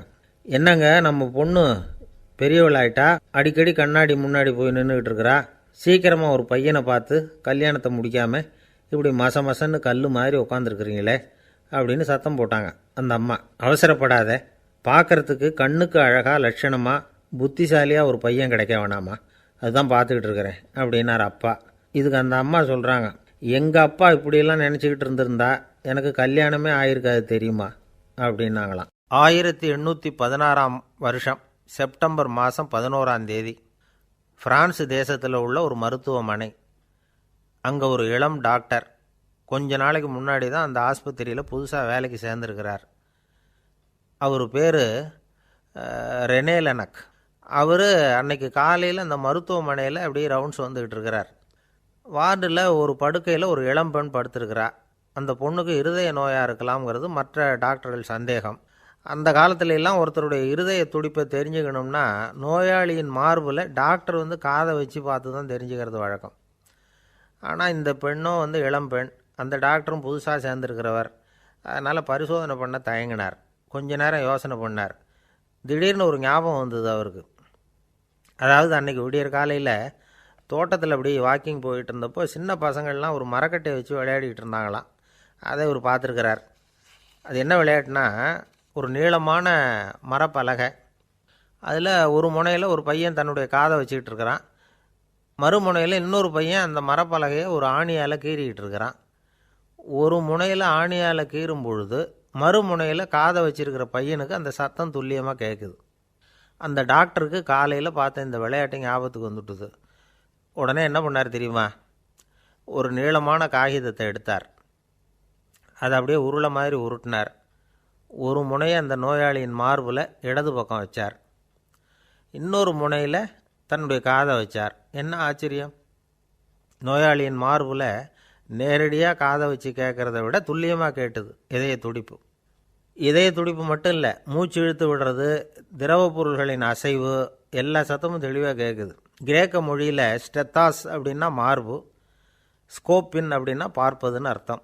அதனால் டாக்டர் ரெனே லெனக் தான் கண்டுபிடிச்ச கருவிக்கு ஸ்டெத்தஸ்கோப் அப்படின்னு பேர் வச்சார். அவரே வந்து முதல் மாடலையும் செஞ்சார். அளவு ரொம்ப பெருசாக இருந்தது, சுலபமாக எடுத்துகிட்டு போகிறது கஷ்டம், அது அவ்வளோ கஷ்டமாக இருந்தது அது. அதனால் அவரே அதை அப்புறம் 2 பிரிவாக தயார் பண்ணார். இது 2 துண்டையும் டாக்டர் தன்னோட கோட்டு பாக்கெட்டில் வச்சுக்கலாம், தேவைப்படுறப்ப எடுத்து ஒன்றா சேர்த்துக்கலாம். இப்படி தான் அவர் ஆரம்பத்தில் பண்ணார். தன்னுடைய இந்த கண்டுபிடிப்பை பற்றி அவர் ஒரு புத்தகம் எழுதினார். நிறைய விற்றுது, புகழும் பணமும் சேர்ந்தது. பணமும் புகழும் வந்து சேர்ந்தது மாதிரியே அவருக்கு ஒரு நோயும் வந்து சேர்ந்தது. அது என்ன நோயின்னு கண்டுபிடிக்கிறதுக்கும் அவர் கண்டுபிடிச்ச கருவி தான் உபயோகப்பட்டு தான். அவரே அதை கண்டுபிடிச்சார். அவருக்கு வந்திருந்தது காச நோய். 1826ஆம் வருஷம் ஆகஸ்ட் மாதம் 13ஆம் தேதி உலகத்தின் முதல் ஸ்டெதஸ்கோப்பை கண்டுபிடிச்ச டாக்டர் ரெனே லெனக் காலமானார். அவர் சாகிறதுக்கு முன்னாடி மரத்தால் செஞ்சு வச்சுருந்த ஸ்டெதஸ்கோப்பை தனக்கு வேண்டியப்பட்ட ஒரு டாக்டர்கிட்ட கொடுத்து, என்னுடைய சொத்துக்கள்லேயே ரொம்ப வசந்தது அப்படின்னு சொன்னாராம்.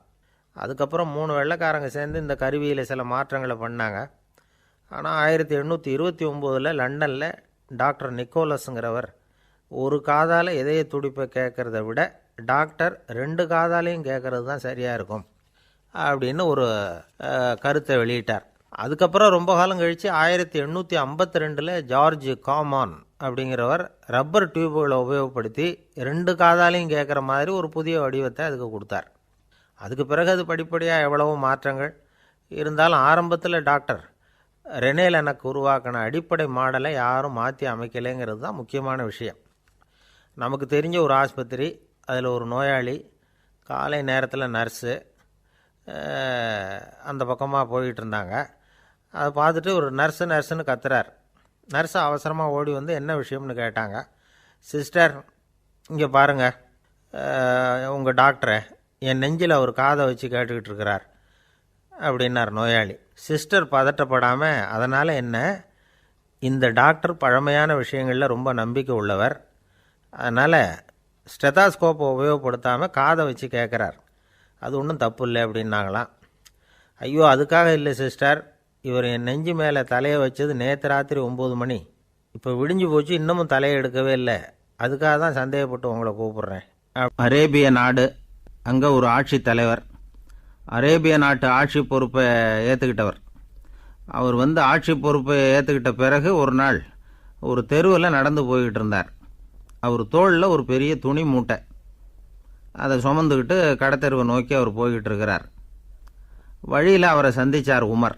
அவர் கேட்டார், கலீஃபா அவர்களே, எங்கே புறப்பட்டுட்டீங்க அப்படின்னு கேட்டார். கலீஃபான்னா ஆட்சி தலைவர்னு அர்த்தம். இதுக்கு அவர் சொன்னார், நான் வந்து துணி வணிகம் செய்கிறவன், அதனால் துணி வியாபாரம் செய்கிறதுக்காக போயிட்டுருக்கிறேன்னார். நீங்கள் இப்போ இந்த நாட்டுக்கு ஆட்சி தலைவர், ஆட்சி பொறுப்பில் இருக்கிறீங்க, நீங்கள் வியாபாரம் செய்ய போட்டால் அரசு பணிகளை செய்கிறது யார் அப்படின்னு கேட்டார் அவர்.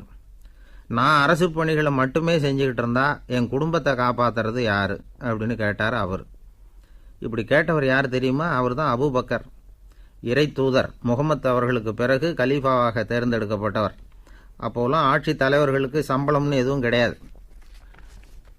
இந்த பிரச்சனையை எப்படி தீர்க்கிறதுன்னு யோசனை பண்ணார் உமர். அபு உபைதா அவர்கள்கிட்ட அழைச்சிட்டு போனார். அவர் யாருன்னா அவர் தான் பொது நிதி கருவூலத்தின் பொறுப்பாளர். அவர்கிட்ட பிரச்சனையை சொன்னார். இது மாதிரி ஆட்சி தலைவருக்கு பொது நிதியிலிருந்து ஊதியம் அளிக்க முடியுமான்னு கேட்டார். பொது நிதி விதிகளின்படி அதுக்கு சாத்தியம் இல்லைன்னு சொல்லிவிட்டார் அவர். சரி, வேற ஏதாவது வழி இருக்குதான்னு கேட்டார் உமர். அபு உபைதா கொஞ்சம் யோசனை பண்ணி பார்த்தார். அப்புறமா சொன்னார், மக்காவிலிருந்து மதீனாவுக்கு குடிபெயர்ந்து வந்த அகதிகளுக்கு நிதி உதவி அளிக்கிறதுக்கு விதிகளில் இடம் இருக்கு. அப்படி பார்த்தா அபூபக்கரும் அகதி தானே, அதனால எல்லா அகதிகளுக்கும் கொடுக்கறது மாதிரியே அவருக்கும் ஒரு தொகை அளிக்கலாம்னார். கலீஃபா அபூபக்கருக்கு இந்த அகதி உதவி தொகையைத்தான் கொடுத்துட்டு வந்தாங்களாம். குடும்ப செலவுக்கு அது போதுமானதாக இல்லை. இருந்தாலும் கலீஃபாங்கிறதுக்காக மற்ற அகதிகளை விட அதிகமாக தொகையை பெற அவர் விரும்பலை. மார்பு பக்கம் கிழிஞ்சிருந்த ஒரு மேலாடையை தான் அவர் அணிஞ்சிருந்தார். அவருடைய துணைவியார் அஸ்மா அவங்க ஒரு நாள் தேன் அருந்த ஆசையாக இருக்குன்னாங்களாம். நமக்கு கிடைக்கிற ஊதியம் குடும்ப செலவுக்கே போதுமானதா இல்லையே, இந்த நிலையில் தேன் வாங்கிறதுக்கு காசுக்கு நான் எங்கே போவேன்ருக்கார் அவர். கொஞ்ச நாள் கழித்து அவங்க ஒரு தொகையை அவர்கிட்ட கொடுத்து தேன் வாங்கிட்டு வர சொன்னாங்களாம். இவருக்கு ஆச்சரியம், ஏது இந்த பணம்னு கேட்டிருக்காரு. நீங்கள் தினமும் குடும்ப செலவுக்காக கொடுத்துக்கிட்டு வந்த பணத்தில் கொஞ்சம் கொஞ்சமாக மிச்சப்படுத்தி வச்சேன்னாங்களாம். அபூபக்கர் அந்த பணத்தை எடுத்துக்கிட்டு நேராக பொது நிதி கருவூல பொறுப்பாளர்கிட்ட போனார். இந்த பணத்தை பொது நிதியில் சேர்த்துருங்க, இது அதிகப்படியாக எனக்கு தரப்பட்டு வந்த ஊதியம், அடுத்த மாதத்திலேருந்து இந்த தொகையை குறைச்சிங்கன்னு வேற சொல்லிவிட்டாராம். பசியை தணிக்க தேவையான அளவு உணவு, ஒரு ஜோடி உடை, இதை தவிர கூடுதலாக மக்கள் பொது நிதியிலிருந்து வாங்கிக்கிறதுக்கு என் குடும்பத்தாருக்கு உரிமை இல்லை அப்படின்னு சொல்லி கண்டிப்பாக சொல்லிவிட்டாராம். அவர் வாங்கிட்டு வந்த இந்த குறைந்த ஊதியம் கூட அவர் மனசை உறுத்திக்கிட்டே இருந்தது. கடைசி நேரம் அவர் தம்முடைய மகள் ஆயிஷா அவர்களை அழைச்சார். மகளே, இதுவரைக்கும் பொது நிதியிலிருந்து நான் வாங்கிட்டு வந்த தொகை என்னுடைய இதயத்தில் பாரமாக அழுத்திக்கிட்டு இருக்கு. என் தோட்டத்தை விற்று அதில் வர்ற பணத்திலிருந்து நான் இதுவரைக்கும் வாங்கிட்டு வந்த ஊதிய தொகையை கணக்கு போட்டு பொது நிதியில் சேர்த்துடு அப்படின்னாராம். பதவி ஏற்கிறதுக்கு முன்னாடி தன்கிட்ட இருந்ததை விட இப்போ கூடுதலாக என்ன சொத்து இருக்குன்னு பார்த்துருக்கார். ஒரு ஒட்டகம், ஒரு கோப்பை, ஒரு பணியாள். இதையும் அடுத்தபடியாக கலீஃபாவா வர்றவர்கிட்ட ஒப்படைச்சிருங்க அப்படின்னு விட்டாராம். அதே மாதிரி அடுத்து வந்த உமர்கிட்ட ஒப்படைச்சாங்க. அப்போ உமர் சொன்னாராம், அபூபக்கரே, இந்த முன்மாதிரியால் உங்களுக்கு பிறகு இந்த ஆட்சி பொறுப்பை ஏற்கிறவர்களை பெரும் நெருக்கடிக்கு ஆளாகி விட்டீங்க அப்படின்னு சொல்லி ரொம்ப கண் கலங்கினாராம். கடைசியாக அபூபக்கர் தன்னுடைய குடும்பத்தாருக்கு விட்டு சென்ற சொத்து ஒரு படுக்கை விரிப்பு, ஒரு போர்வை, அவ்வளவுதான். இது சிந்திக்க வேண்டிய ஒரு செய்தி. ஒரு ஊரில் ஒரு மன்னர் இருந்தாராம். அமைச்சர் அவர்கிட்ட சொன்னாராம், மன்னா, நம்ம ராஜ்யத்தில் இனிமே லஞ்ச ஊழலே இருக்காதுன்னாராம். ஆஹா, அப்படின்னா ஊழல் பேர் வழிகளையெல்லாம் நாடு கடத்தியாச்சா அப்படின்னு கேட்டிருக்காரு மன்னர். இதுக்கு அவர், அப்படி இல்லைங்க, இனிமே கொடுக்கறதுக்கு ஜனங்கள்கிட்ட பணமே இல்லை. இந்த உலகத்தில் எல்லாருக்கும் மகிழ்ச்சி தரக்கூடிய ஒரு பொருள் எது? இது ஒரு முக்கியமான கேள்வி.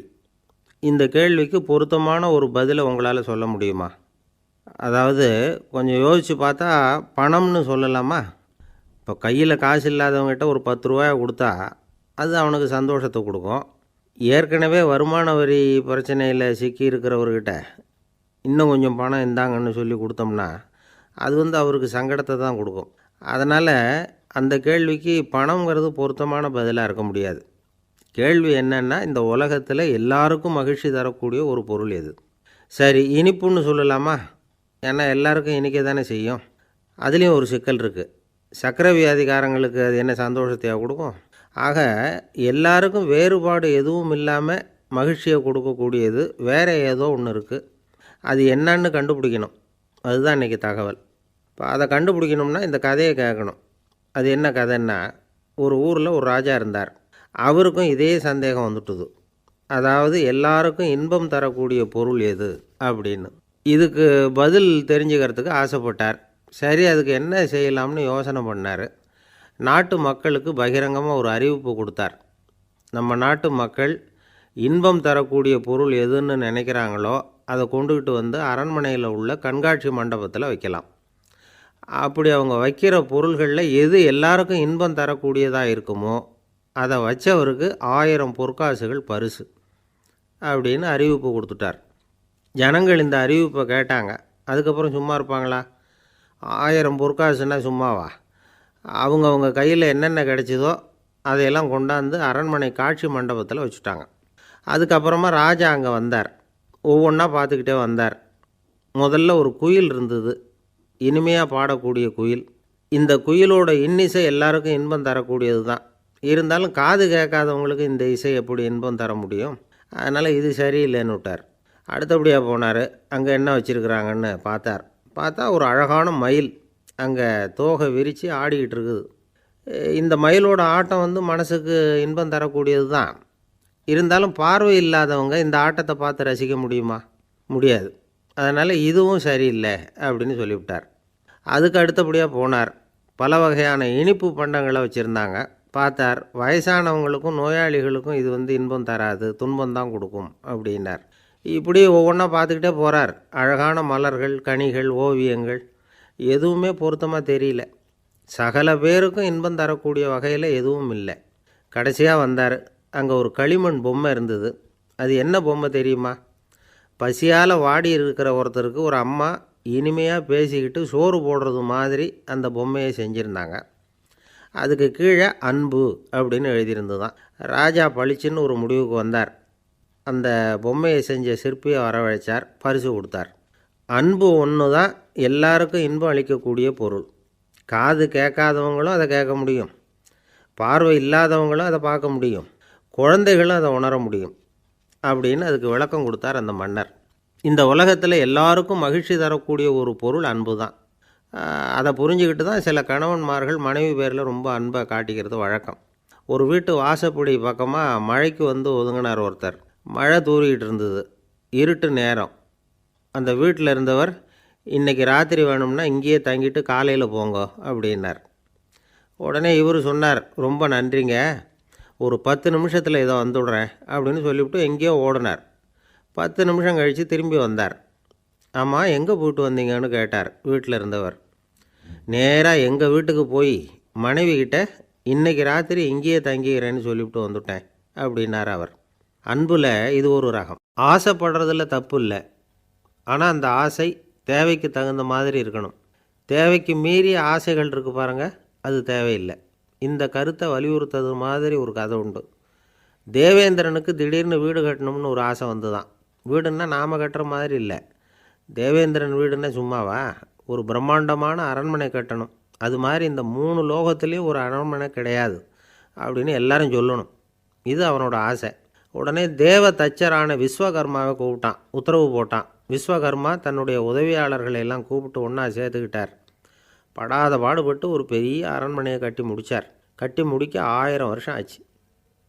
தேவேந்திரன் வந்து பார்க்குறான். அவனுக்கு திருப்தி ஏற்படலை. என்னுடைய அந்தஸ்துக்கு இது ரொம்ப சாதாரணமான கட்டிடம், இதை விட இன்னும் பெருசாக கட்டு அப்படின்னா. தேவ தச்சர் திணறி போயிட்டார். அவரால் அதுக்கு மேலே எதுவும் செய்ய முடியல. என்ன பண்ணுறதுன்னு யோசனை பண்ணார். நேராக நாரதர் காலில் போய் விழுந்தார். நீங்கள் தான் என்னை இந்த பிரச்சனையிலேருந்து காப்பாற்றணும்னார். நாரதர் யோசனை பண்ணார். சரி, கவலைப்படாதேன்னார். நேராக இந்திரன்கிட்ட போனார். இந்திரன் வந்து நாரதரை பார்த்த உடனே வாங்கன்னு கூட்டிகிட்டு போய் அரண்மனையை காட்டினான். இது மாதிரி ஒரு அரண்மனையை நீங்கள் வேறு எங்கேயாவது பார்த்துருக்குறீங்களா அப்படின்னு ரொம்ப பெருமையாக கேட்டான். நான் பார்த்ததில்லை, ஆனால் என்னை விட வயசில் மூத்தவர் மகரிஷி லோமேசர், அவர் ஒரு வேளை பார்த்துருக்கிறாரா என்னமோ அப்படின்னார். உடனே அவரை மனசில் நினச்சி தியானம் பண்ணினார். அடுத்த கணம் லோமேசர் அங்கே வந்தார். இடையில் ஒரு சின்ன துண்டு, கையில் ஒரு கமண்டலம், தலையில் ஒரு பாய், அவ்வளவுதான் அவர்கிட்ட இருந்தது. எதுக்காக தலையில் இந்த பாய் அப்படின்னு கேட்டான் இந்திரன். என்ன மாதிரி அற்ப ஆயுள் உள்ள ஒரு ஜீவன் தனியாக வீடு கட்டிக்கிட்டு திண்டாடணுமா? இந்த பாய் தான் ஒரு வீடு மாதிரி எனக்கு நிழல் கொடுக்குது அப்படின்னார் அவர். என்னது, உங்களுக்கு வந்து அவ்வளவு கொஞ்சமான ஆயுளா அப்படின்னு ஆச்சரியத்தோடு கேட்டான் இந்திரன். ஆமாம், இதை பாரு, என்னுடைய மார்பில் ஒரு பொற்காசு அளவுக்கு ரோமம் உதிர்ந்துட்டுது. எப்போ என் உடம்புல உள்ள எல்லா ரோமமும் உதிர்ந்துருமோ அப்போ என்னுடைய ஆயுள் முடியும் அப்படின்னார். எப்போ அந்த ரோமங்கள் பூரா உதிரும்னு கேட்டான் இவன். ஒரு பிரம்மா மறைஞ்சதும் ஒரு ரோமம் உதிரும். என் உடம்புல உள்ள ரோமங்களின் எண்ணிக்கை எவ்வளவோ அவ்வளவு பிரம்மாக்கள் தோன்றி அவங்க ஆயுள் முடியும் பொழுது என் உடம்புல உள்ள ரோமங்கள் பூரா உதிரும் அப்படின்னார். அப்படின்னா ஒரு பிரம்மாவோட ஆயுள் எவ்வளவு காலம்னு கேட்டான். ஒரு பிரம்மாவுக்கு 100 தேவ வருஷம். ஒவ்வொரு தேவ வருஷத்துக்கும் 365 தேவ நாள். ஒவ்வொரு தேவ நாள்லேயும் ஒன்றை மாதிரி 14 இந்திரர்கள் தோன்றி மறைகிறாங்க அப்படின்னு மகரிஷி லோமேசர் சொல்கிறார். இதை கேட்டதும் இந்திரன் ஆடி போயிட்டான். அவ்வளவு ஆயுள் உள்ள இவரே அற்ப ஆயுள்னு சொல்கிறார். நான் என்னுடைய ஆயுளை பெருசாக நினச்சிக்கிட்டு பிரம்மாண்டமான அரண்மனை கட்டணும்னு ஆசைப்படுறேனே அப்படின்னு நினச்சான். எனக்கு வீடு கட்டின வரைக்கும் போதும்னு விட்டான். அதனால் நாமெல்லாம் நம்முடைய தேவைக்கு தகுந்த மாதிரி ஆசைப்படுறது தான் நியாயம். ஆனால் அப்படியே நடந்துக்கிறோம். மனுஷன் கடவுளையே ஏமாற்றி காசு வாங்கிறதுக்குள்ள ஆசைப்படுறான். ஒருத்தன் கடவுளை நினச்சி தவம் இருந்தான். கடவுள் நேரில் வந்தார். தேவலோகத்தில் ரூபாய்க்கெல்லாம் என்ன மதிப்புன்னு கேட்டான். அங்கெல்லாம் ரூபாய்ங்கிறது உங்கள் பணத்தில் 1 கோடி ரூபாய்க்கு சமம். அதாவது தேவலோகத்தில் 1 ரூபான்னா இங்கே 1 கோடி ரூபா. அது மாதிரி எங்களுக்கு ஒரு நாளுங்கிறது உங்கள் கணக்கில் 1 கோடி வருஷத்துக்கு சமம் அப்படின்னார் கடவுள். அப்படின்னா எனக்கு நீங்கள் அதிகமாக எதுவும் தர வேணாம், உங்கள் கணக்குப்படி ஒரே 1 ரூபா கொடுங்க, அது போதும்னா இவன் ரொம்ப சாமர்த்தியமாக. கடவுள் யோசனை பண்ணார். அது ஒன்றும் கஷ்டம் இல்லை, 1 ரூபா தானே கேட்குற, கொடுத்துட்றேன். ஆனால் இப்போ வரும்பொழுது நான் எடுத்துக்கிட்டு வரல, எங்கள் கணக்குப்படியே 1 நாள் பொறுத்துக்க பணத்தோடு வந்துடுறேன் அப்படின்னு சொல்லிவிட்டு பறந்து போயிட்டார். ஒரு நாள் ஒரு தகப்பனார் தன்னுடைய பிள்ளையை அழைச்சிக்கிட்டு வந்தார். சார், இவன் சரியாக படிக்க மாட்டேங்கிறான், பெரியவங்களை மதிக்க மாட்டேங்கிறான், நீங்கள் கொஞ்ச நாள் இவனுக்கு குருவாக இருந்து நல்ல விஷயங்களை சொல்லி கொடுத்தா தேவையில்லைன்னார். பெரியவங்களையும் மதிக்காதவன் எப்படி என்ன மதிக்க போகிறான் அப்படிங்கிறது நமக்கு யோசனை வரும் இல்லையா? வேணாங்க, என்னை விட்டுருங்க அப்படின்னோம். அவர் விட மாட்டேன்னு விட்டார். இல்லைன்னா அவரே சிஷ்யன் ஆகிடுவார் போல இருந்தது. சரி, வேறு வழி இல்லாமல் அந்த பையனையே என்னுடைய சீடை நான் ஏற்றுக்கிட்டு உபதேசமெல்லாம் பண்ண ஆரம்பித்தோம். அதாவது குரு பக்தின்னா அது எப்படி இருக்கணுங்கிறத பற்றி சொல்லி கொடுத்தோம் அவனுக்கு. சதமகர் அப்படின்னு ஒரு குரு இருந்தார். அவருக்கு ஒரு சீடர். அவன் பேர் துளசி சைதன்யன். நைஷ்டிக பிரம்மச்சாரி. தன்னுடைய குருவுக்கு எந்த நேரத்தில் எது தேவைங்கிறத புரிஞ்சுக்கிட்டு சேவை செய்கிறவன். ஆனால் இவனை பற்றி மற்ற சீடர்களுக்கு பொறாமை வந்துட்டுது. இவன் மட்டும் இப்படி இருக்கானேன்னு உடனே குருக்கிட்ட போய் கோல் மூட்டினாங்க. அவன் சரியில்லை, அவன் நடந்துக்கிறது சரியில்லை, அப்படி இப்படின்னு எதையாவது சொல்லி. இருந்தாலும் இதையெல்லாம் அந்த குரு நம்பலை. அவருக்கு தெரியும் யார் யார் எப்படின்னு. துளசி சைதன்யன் பெருமையை மற்ற சீடர்களுக்கு உணர்த்தணும் அப்படின்னு நினச்சார். அதுக்கு ஒரு வழி பண்ணார். ஒரு நாள் சீடர்களை எல்லாம் கூப்பிட்டுக்கிட்டு ஒரு காட்டு வழியாக போய்கிட்டு இருந்தார். அங்கே ஒரு பெரிய மலை அருவி கொட்டிக்கிட்டு இருந்தது. குரு சீடர்கள் பக்கம் திரும்பினார். இந்த மலையின் மேலே இருந்து அந்த படுபாதாளத்தில் குதிக்கிறதுக்கு உங்களில் யார் தயார் அப்படின்னு கேட்டார். ஒரு சீடனும் வாயை திறக்கலை, ஒதுங்கி நின்றுக்கிட்டாங்க. பின்னாடி மூட்டை முடிச்சோடு வந்துக்கிட்டு இருந்தான் துளசி சைதன்யன். அவனை பார்த்தார். தப்பாருப்பா, நீ மேலே இருந்து அந்த அருவியில் குதி அப்படின்னார். அப்படியே செய்கிறேன் சுவாமின்னா ஓடி போய் பொத்துன்னு குதிச்சுட்டான். அடுத்த கணமே குருநாதர் தன்னுடைய யோக சக்தியால் பறந்து போய் அவன் கீழே விழுந்துடாமல் தாங்கி பிடிச்சி கொண்டுக்கிட்டு வந்துட்டார். மற்ற சீடர்களுக்கெல்லாம் ஒரு மாதிரி ஆயிட்டுது. அடுத்தபடியாக என்ன பண்ணலாம்னு யோசித்தாங்க இவனை மாட்டி விடுறதுக்கு. ஒரு நாள் வெத்தலை அடிக்கிற ஒரு சின்ன உரலையும் உலக்கையையும் எடுத்து ஒளிய வச்சுட்டாங்க. சதமகர் சன்னியாசி இல்லை, அவர் வெத்தலை போடுவார். பல்லு சரியில்லை, அதனால் இடித்து தான் வெத்தலையை போடணும். திடீர்னு வெத்தலை பாக்கு கேட்டார். வழக்கமாக உரலில் இடித்து தர்றது தான் துளசியின் பழக்கம். உரலை தேடினா கிடைக்கல, என்ன பண்ணுறது? குரு கேட்டுவிட்டாரே, குரு சேவை தானே முக்கியம். என்ன பண்ணால் வெத்தலை பாக்க தன்னுடைய வாயில் போட்டு முன்னு அதை எடுத்து அவர்கிட்ட கொடுத்துட்டான். குரு எதையோ படிச்சுக்கிட்டே அதை வாங்கி வாயில் போட்டுக்கிட்டார். துளசி இன்றைக்கி தாம்பூலம் நல்லா இடிக்கப்பட்டிருக்கு, ருசியாக வேறு இருக்குது, அதை இடித்த பாத்திரத்தை என் கண்ணால் பார்க்கணும்னு ஆசையாக இருக்குன்னு விட்டார். அதை மட்டும் அனுப்பி போய் நீ வர வேண்டான்னு வேற சொல்லிவிட்டார். இதை கேட்டதும் துளசி தவிச்சு போயிட்டான். இவன் போகாமல் எப்படி வாயை மட்டும் அனுப்பி வைக்க முடியும்? இவன் தவிக்கிறத பார்த்ததும் மற்ற சீடர்களுக்கெல்லாம் மனசுக்குள்ளே ரொம்ப சந்தோஷம். துளசி கொஞ்சமும் யோசிக்கலை. வாழை எடுத்தான், தன்னுடைய தலையவே அப்படியே அறுத்து வெட்டி எடுத்தான். இன்னொரு சீடங்கிட்ட கொடுத்துட்டான், எடுத்துகிட்டு போன்னு சொல்லி. கொண்டுகிட்டு போய் குரு முன்னாடி வைக்கிறாங்க. அந்த தலையில் வாய் திறந்துருக்கு, வெத்தலை போட்டு முன்னு இருந்தது, தெரிஞ்சு போச்சு, சிவப்பாக இருந்தது. அவனுடைய குரு பக்தியை இப்போ எல்லாரும் ஒத்துக்கிட்டாங்க. அதுக்கப்புறம் குரு சதமகர் தன்னுடைய அற்புத திறமையினால் அந்த தலையை மறுபடியும் ஒட்ட வச்சுட்டார். துளசிக்கு உயிர் வந்துட்டுது.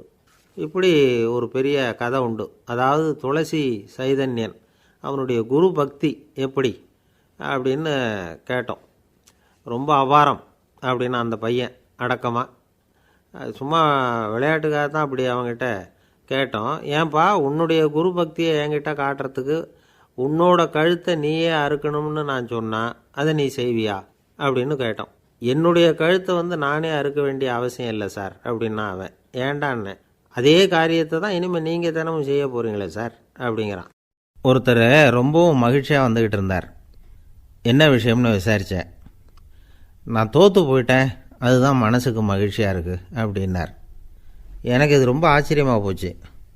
இந்த உலகத்தில் தோற்று போகிறவங்க யாரும் மகிழ்ச்சியாக இருக்கிறது இல்லை. அப்படி இருக்கிறப்ப இவர் இப்படி சொல்கிறாரே, எங்கே தோற்று போனீங்கன்னு கேட்டேன். அதுக்கப்புறம் தான் அவர் விவரமாக சொன்னார்.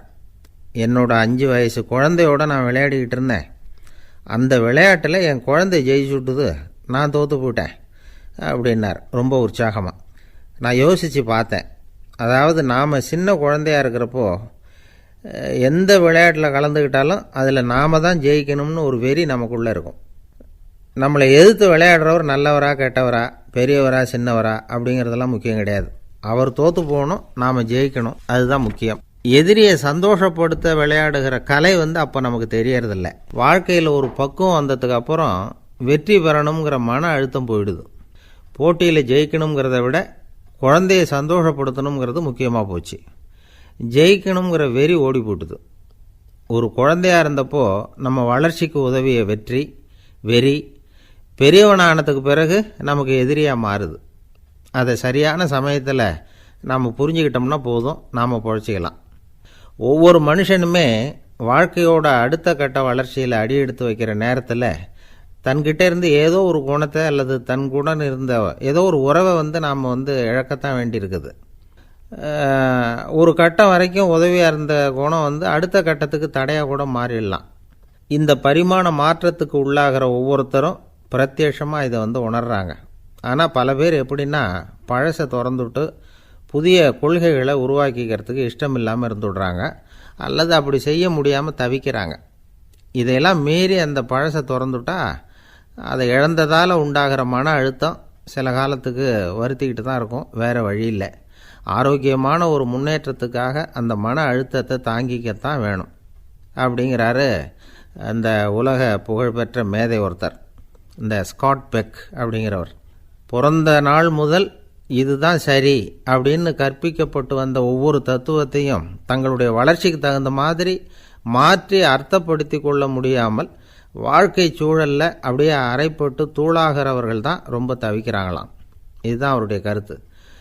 பெரும்பாலும் மனிதர்களுடைய நடுத்தர வயசில், அதாவது 30 தாண்டுகிற சமயத்தில் தான் இந்த தவிப்பு உண்டாகுதான். இதை தான் மேற்கத்திய நாடுகளில் அடிக்கடி மிட் லைஃப் கிரைசிஸ் அப்படின்னு சொல்கிறாங்க. அப்பப்போ பழசையெல்லாம் தொலைச்சி விட்டு புதுசாக பிறக்கிறதுக்கு கற்றுக்கணும். ஒவ்வொரு நிமிஷத்தையும் அந்த நிமிஷத்துக்கு ஏற்ற சித்தாந்தம் கொண்டவர்களாக சந்திப்போம் அப்படிங்கிறார் அந்த உளவியல் நிபுணர். இப்படி பழகிக்கிட்டால் வாழ்க்கை இன்பமயம், இல்லைன்னா தவிப்பு மயம்தான். பழசை தொலைக்க முடியாதவர்களில் எத்தனையோ பேர் உண்டு, எத்தனையோ ரகம் உண்டு.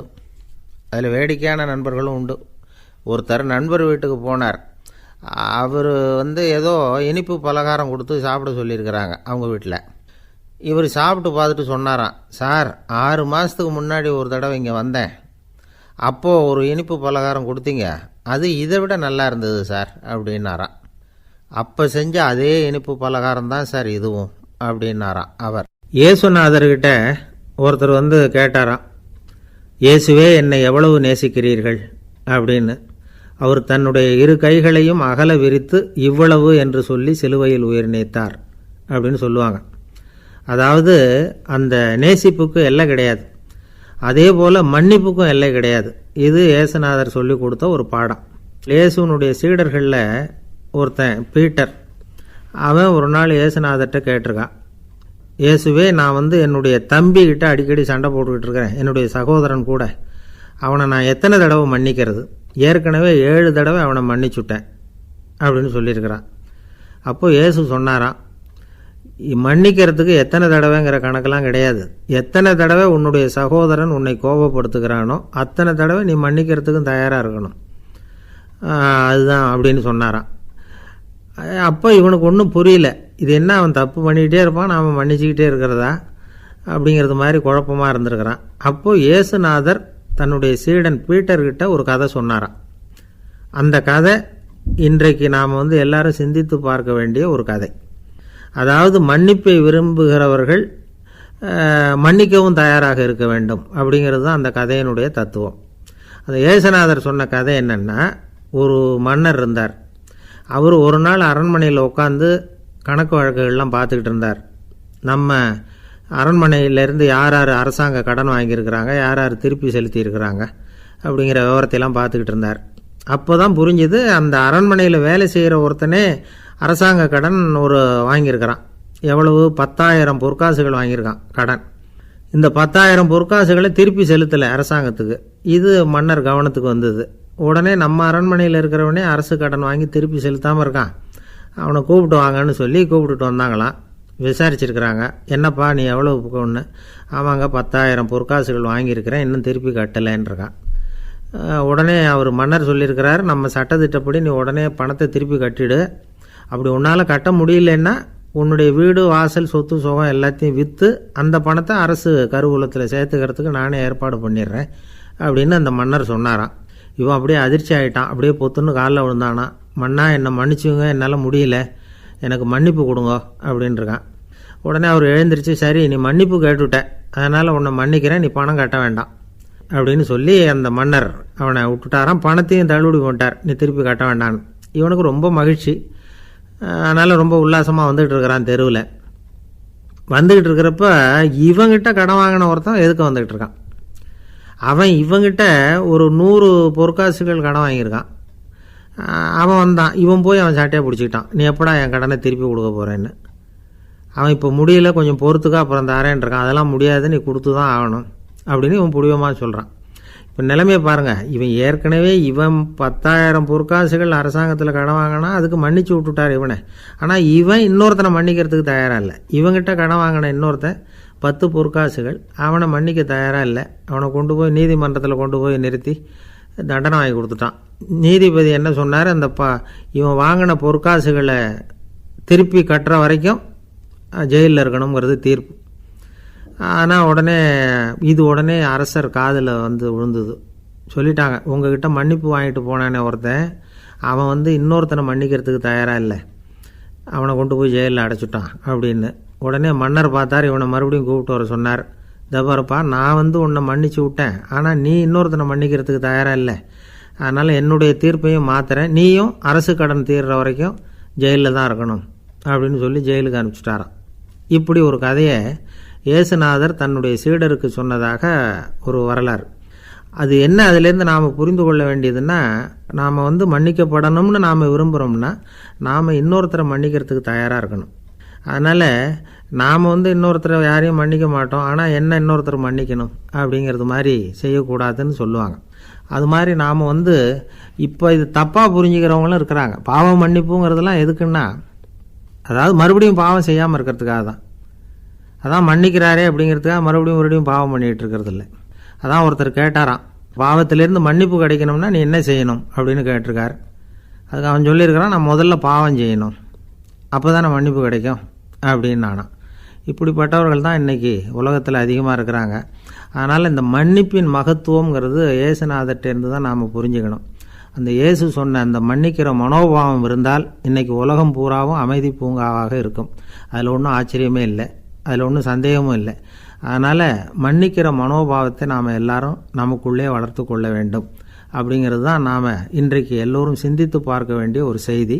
ஒரு வயசான அம்மா தெரு வழியாக போயிட்டு இருந்தாங்க. அவங்க கையில் எண்ணத்தையோ வச்சுக்கிட்டு அதை அடிக்கடி பார்த்துக்கிட்டே இருந்தாங்க.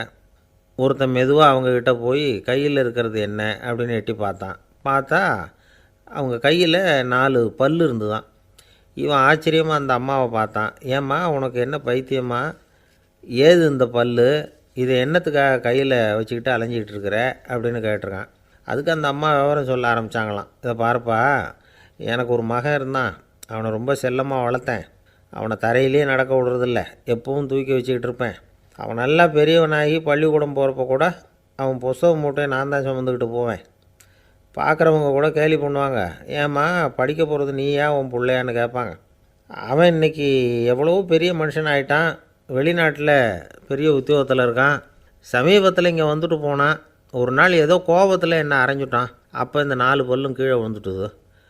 இன்னமும் கூட விழுந்திருக்கும், ஆனால் பல்லு தான் இல்லை. என் புள்ள அரைஞ்சதுனால விழுந்த பல்லு இல்லையா அது. அதனால் இதை எப்பவும் என் கையிலேயே வச்சுக்கிட்டு ஆசையோடு பார்த்துக்கிட்டு இருக்கிறேன். அவன் தான் வெளிநாட்டுக்கு போட்டான். அவனை பார்க்க முடியாத ஏக்கத்தை நான் இந்த பல்லை பார்த்து போக்கிக்கிறேன் அப்படின்னு நாங்களாம் அந்த அம்மா. இந்த கதை எதுக்காகன்னா, தாய் அன்பு அப்படிங்கிறது எப்படிப்பட்டதுங்கிறத புரிஞ்சுக்கிறதுக்காக. கல்யாணம் ஆனதுக்கப்புறம் தாயை மறந்து விட்றவங்க எத்தனை பேர் இந்த உலகத்தில்? அவங்க காதில் வேணுங்கிறதுக்காக தான் இந்த தகவல். ஆனால் ஒரு விஷயம் மட்டும் நல்லா புரிஞ்சுக்கணும். தாயை மதிக்க தெரிஞ்சவங்க தான் இன்றைக்கி வாழ்க்கையில் எல்லா விதத்துலேயும் முன்னுக்கு வந்திருக்கிறாங்க. வேணும்னா விசாரித்து பார்த்துக்குங்க. இன்னொரு அம்மா இருந்தாங்க. அவங்க தினமும் ஒரு கோயிலுக்கு வருவாங்க. சாமியை பார்த்து, கடவுளே நான் இறந்து போனால் நரகத்துக்கு போகணும் அப்படின்னு வேண்டிக்குவாங்களாம். எல்லோரும் சொர்க்கத்துக்கு போகணும்னு தானே கடவுள்கிட்ட வேண்டிக்குவாங்க. இந்த அம்மா தினம் நான் நரகத்துக்கு போகணும் அப்படின்னு வேண்டிக்கிறாங்க. அங்கே இருந்த அர்ச்சகருக்கு இது சந்தேகம். ஒரு நாள் அதை நேரடியாகவே அவங்கக்கிட்ட கேட்டுவிட்டார். அதுக்கு அந்த அம்மா பதில் சொன்னாங்களாம், ஐயா, எனக்கு கல்யாணம் ஆகி ரொம்ப நாள் வரைக்கும் குழந்தை பாக்கியம் இல்லாமல் இருந்தது. கோயில் குளம் எல்லாம் சுற்றி வந்தேன். ரொம்ப நாள் கழித்து ஒரு குழந்தை பிறந்தது, ஆண் குழந்தை. அவனை நான் ரொம்ப செல்லம் கொடுத்து வளர்த்தேன். அதோட விளைவு என்ன ஆச்சுன்னா, அவன் ரொம்ப மோசமாக ஆகிட்டான். கெட்ட பழக்க வழக்கம்லாம் கற்றுக்கிட்டான். அவன் இறந்து போனால் நிச்சயம் அவனுக்கு நரகம்தான் கிடைக்கும். அந்த அளவுக்கு கெட்டவன் அவன். அப்படிப்பட்ட காரியங்கள்லாம் பண்ணிகிட்ருக்கான், எனக்கு தெரியும். இவனுக்காக நரகத்தில் கூட யாரும் தயவு காட்ட மாட்டாங்க, தாட்சண்யம் காட்ட மாட்டாங்க. அதனால் இவனுக்கு முந்தி நான் இறந்து நரகத்துக்கு போயிட்டா அங்கே இவனை கவனிச்சிக்கலாமே, இவனுக்கு பணிவிடை செய்யலாமேன்னு பார்க்குறேன் அப்படின்னு நாங்களாம். அதனால தான் நான் நரகத்துக்கு போகணும்னு தினம் ஆண்டவனை வேண்டிகிட்டு இருக்கிறேன் அப்படின்னு கண்கலங்கி அந்த அம்மா சொன்னாங்களாம். அதுதான் தாய் உள்ளம்ங்கிறது. தாயின் பெருமையை சரியாக உணர்ந்துட்டா அவங்களுக்கு எப்பவும் எந்த கஷ்டமும் வராது. இது ஏதோ உபதேசத்துக்காக சொல்கிற வார்த்தை இல்லை, உண்மையான வார்த்தை. இந்த விவரத்தையெல்லாம் நண்பர் ஒருத்தர்கிட்ட சொல்லிக்கிட்டு இருந்தேன். அவர் கொஞ்ச நாள் கழித்து என்னை தேடி வந்தார். அவர் கையிலேயும் 4 பல்லு வச்சுருந்தார். என்னங்க ஆச்சு, ஏதுங்க இந்த பல்லு அப்படின்னு விசாரித்தோம். உங்கள் உபதேசத்தை கேட்டுவிட்டு இந்த உலகத்தில் எல்லாரையும் தாயாக நினைக்க ஆரம்பிச்சிட்டேன். ஒரு அம்மாவை கடத்தரில் பார்த்து தாயேன்னு கூப்பிட்டேன். அவங்க உடனே பலார்னு என்னை அரைஞ்சிட்டாங்க. பல்லு விழுந்துட்டுது. அதை தான் பொறுக்கி எடுத்துக்கிட்டு நேராக உங்களை தேடி வந்துக்கிட்டு இருக்கிறேன்னார். தாயேன்னு தானே கூப்பிட்டீங்க, அதுக்கு ஏன் அரைஞ்சாங்க அப்படின்னு கேட்டோம். நான் தாயேன்னு கூப்பிட்டது அவங்க காதில் நாயேன்னு விழுந்துட்டு தான், அதுதான் அப்படி ஆயிட்டுது அப்படின்னார். ஊருக்கு வெளியில் அமைதியான ஒரு இடம், அங்கே ஒரு ஆசிரமம், அங்கே ஒரு சாமியார். அவர் தினமும் நல்ல போதனைகள்லாம் செய்வார். பல பேர் போய் அங்கேயே சில நாள் தங்கி இருந்து அவர் சொல்கிற அறிவுரைகளை எல்லாம் கேட்டுக்கிட்டு வர்றது வழக்கம். ஒரு தடவை அவரை பார்த்துட்டு போகிறதுக்காக 3 வெளியூர் தம்பதிகள் வந்தாங்களாம். அந்த மடத்திலேயே சாப்பிட்டுக்கிட்டு தங்கியிருந்து அவங்களுடைய போதனைகளை கேட்டுக்கிட்டு போகணுங்கிறது அவங்க நோக்கம். காலையில் குளிச்சுட்டு பூஜையில் உட்காந்தார் அந்த சுவாமி. இவங்களும் குளிச்சுட்டு அந்த பூஜையை பார்க்குறதுக்காக அவர் முன்னாடி உட்காந்தாங்க. பூஜை ஆரம்பமாச்சு. சம்பிரதாயப்படி அது ரொம்ப நேரம் நடந்துக்கிட்டே இருக்குது. இவங்களுக்கு நல்ல பசி இருந்தாலும் இந்த நேரத்தில் அதை எப்படி வெளியில் காட்டிக்கிறது? பேசாமல் இருந்தாங்க. அந்த சுவாமி பூஜையை முடித்தார். அதுக்கப்புறம் பேச ஆரம்பித்தார். பேச்சு அருமையாக தான் இருந்தது, அமிர்தமாக தான் இருந்தது. இருந்தாலும் இவங்களுக்கு இருக்கிற வயிற்று பசி அது சரியாக கவனிக்க விடலை. அந்த சுவாமியே இதை கவனித்ததா தெரியல. இவங்களுக்கு மனசுக்குள்ளே ஒரு எண்ணம், உள்ளே சாப்பாடு தயாராகிட்டு இருக்கும் போல இருக்குது. இந்த பேச்சு முடிஞ்சது நம்மளை உள்ளே அழைச்சிட்டு போய் சாப்பாடு போடுவாங்கன்னு நினைக்கிறோம் அப்படின்னு இவங்களாம் நினச்சிக்கிட்டாங்க. ஆனால் சுவாமி இதை பற்றி எதுவுமே பேசலை, கண்டுக்கலை. ஒரு அம்மாவால் அதுக்கு மேலே சும்மா இருக்க முடியுமா? முடியல. சாப்பாட்டை கவனிக்கலாமா அப்படின்னு சொல்லி மெதுவாக ஆரம்பித்தாங்க. கவனிக்கலாமே அப்படின்னு உள்ளே அழைச்சிட்டு போனார் சுவாமி. இவங்க ரொம்ப அவசரமாக எழுந்திரிச்சு உள்ளே ஓடினாங்க. அங்கே ஒரு மேஜை மேலே ஒரு கிண்ணம் மூடி இருந்தது. இதுதான் சாப்பாட்டு மேஜை போல இருக்குது, இங்கே சாப்பாடு வந்துடும் அப்படின்னு நினச்சாங்க. உடனே போய் சுற்றி உட்காந்துக்கிட்டாங்க. சுவாமி அந்த கிண்ணத்தை எடுத்து அந்த அம்மா கிட்ட கொடுத்தார். அவங்க அதை வாங்கி மூடியை திறந்து பார்க்குறாங்க. உள்ளே ஒரு சாவி இருக்குது. சரிதான், இது சமையலறை சாவி போல் இருக்குது. அங்கே போய் அதை திறந்து சாப்பாட்டை நாமே எடுத்துக்கிட்டு இங்கே வச்சுக்கிட்டு சாப்பிட்ணும் போல இருக்குது அப்படின்னு நினச்சாங்க. சாவி இருக்கு இல்லையா, வாங்க பூட்டு நிறையா காட்டுறேன் அப்படின்னு சுவாமி அவங்கள அழைச்சிட்டு போனார், காட்டினார். இவங்க அந்த அறையை ரொம்ப ஆவலோடு திறந்தாங்க. உள்ளே பார்த்தா அங்கே அரிசி, பருப்பு, விதவிதமான காய்கறி எல்லாம் இருக்குது. சமையலுக்கு வேண்டிய மிளகாய், எண்ணெய், பால், தயிர், நெய் இப்படி எல்லாமே இருக்குது. அடுப்பு, விறகு, நெருப்பு போட்டி அது கூட அங்கே இருக்குது. சாப்பாடு தயாராக இருக்கும்னு நினச்சிக்கிட்டு போனால் இப்படி இருக்குதே அப்படின்னு சொல்லி அதை பார்த்ததும் ரொம்ப சோர்ந்து போட்டாங்க அவங்க. சுவாமி, என்ன இது சாப்பாடு இல்லையா அப்படின்னாங்க. அதுதான் சாப்பாட்டுக்கு வேண்டிய எல்லாம் இங்கே இருக்குதே, அடுப்பு மூட்டி நீங்கள் தான் அவங்கவுங்க ருசிக்கு தகுந்த மாதிரி சமைச்சிக்கணும். இந்த சன்னியாசிக்கு எப்படி சமைக்க தெரியும் அப்படின்னு கேட்டார் சுவாமி. சாப்பாடு தயாராக இருக்கும்னு நாங்கள் எதிர்பார்த்தோம் அப்படின்னாங்க. நீங்கள் இப்படி சொல்லுவீங்கன்னு நானும் எதிர்பார்த்தேன். இது வரைக்கும் நான் எவ்வளவோ தத்துவம்லாம் எடுத்து சொன்னேன். எல்லாத்தையும் விட இதுதான் அனுபவபூர்வமான தத்துவம். ஆண்டவன் நமக்கு நல்ல மனசை கொடுத்துருக்குறான், நல்ல வாய்ப்புகளையும் தந்திருக்கிறான், அதையெல்லாம் பயன்படுத்திக்கக்கூடிய மூளையையும் சிந்தனையையும் கொடுத்துருக்குறான். அதனால் அடுப்பை தான் நீங்கள் மூட்டணும், அடுப்பை நீங்கள் தான் மூட்டணும், உங்களுக்கு உகந்ததை நீங்கள் தான் சமைச்சு ருசித்து அனுபவிக்கணும். ஆண்டவனே அதை செஞ்சுக்கிட்டு இருக்க மாட்டான் அப்படின்னாராம் அந்த சுவாமி. நம்முடைய வாழ்க்கையில் பல நல்ல பலன்களை பெறுறதுக்கு நாம் தான் முயற்சி பண்ணணும். அதுக்குரிய சூழ்நிலையை தான் ஆண்டவன் கொடுப்பானே தவிர அதை விளக்கிறதுக்காக தான் அந்த சுவாமி அப்படி செஞ்சு காட்டியிருக்கிறார். இது ஒரு பெரியவர் இப்படி ஒரு விளக்கம் கொடுத்தார். அதுக்கப்புறம் அந்த 3 தம்பதிகளும் தெளிவடைஞ்சுட்டாங்களாம். நாம் தெளிவடைகிறது எப்போங்கிறது தான் தெரியல அப்படின்னு பல பேர் இதை கேட்டுட்டு சொல்லிகிட்டு இருக்கிறாங்க. இந்த கதையை நம்முடைய நண்பர் ஒருத்தர்கிட்ட சொன்னேன். அந்த நண்பர் ரொம்ப சந்தோஷப்பட்டார். நீங்கள் சொல்கிறது கரெக்டு சார், ஆனால் நான் அதை விட ஒரு படி மேலே சார். எனக்கெல்லாம் அரிசி பருப்பு இருக்கிற ரூம் எதுன்னு கையை காட்டிட்டா போதும், உடனே கிண்ணத்துலேருந்து சாவியை எடுத்து கொடுக்கணுங்கிற அவசியம்லாம் இல்லை எனக்கு.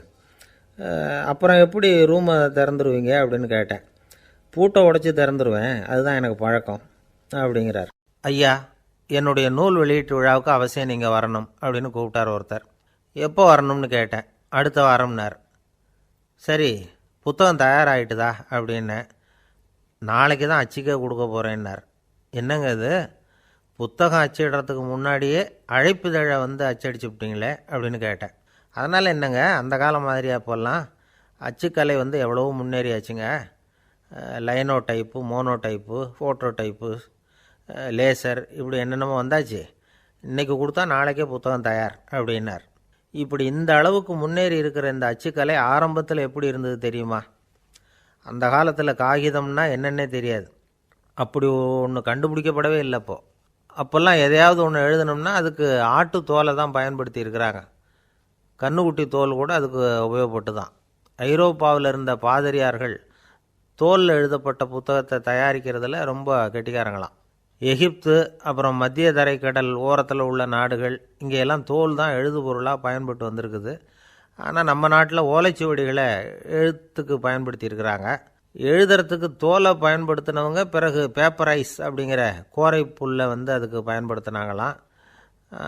இதெல்லாம் அப்படி கொஞ்சம் கொஞ்சமாக கண்டுபிடிச்சிட்டு வந்திருக்கிறாங்க. அந்த புல்லை கச்சிதமாக நறுக்க வேண்டியது, நல்லா பதப்படுத்த வேண்டியது, அதுக்கப்புறம் அதில் எழுத வேண்டியது, அவ்வளவுதான். பேப்பருங்கிற சொல்லே இந்த பேப்பைரஸ் அப்படிங்கிறதுலேருந்து வந்தது தான். அதுக்கப்புறம் தான் காகிதம் வந்தது. இதை முதல்ல சீன நாட்டில் தான் கண்டுபிடிச்சாங்க. அது வந்த பிறகு அச்சு எந்திரம் கண்டுபிடிக்க வேண்டிய அவசியம் ஏற்பட்டது.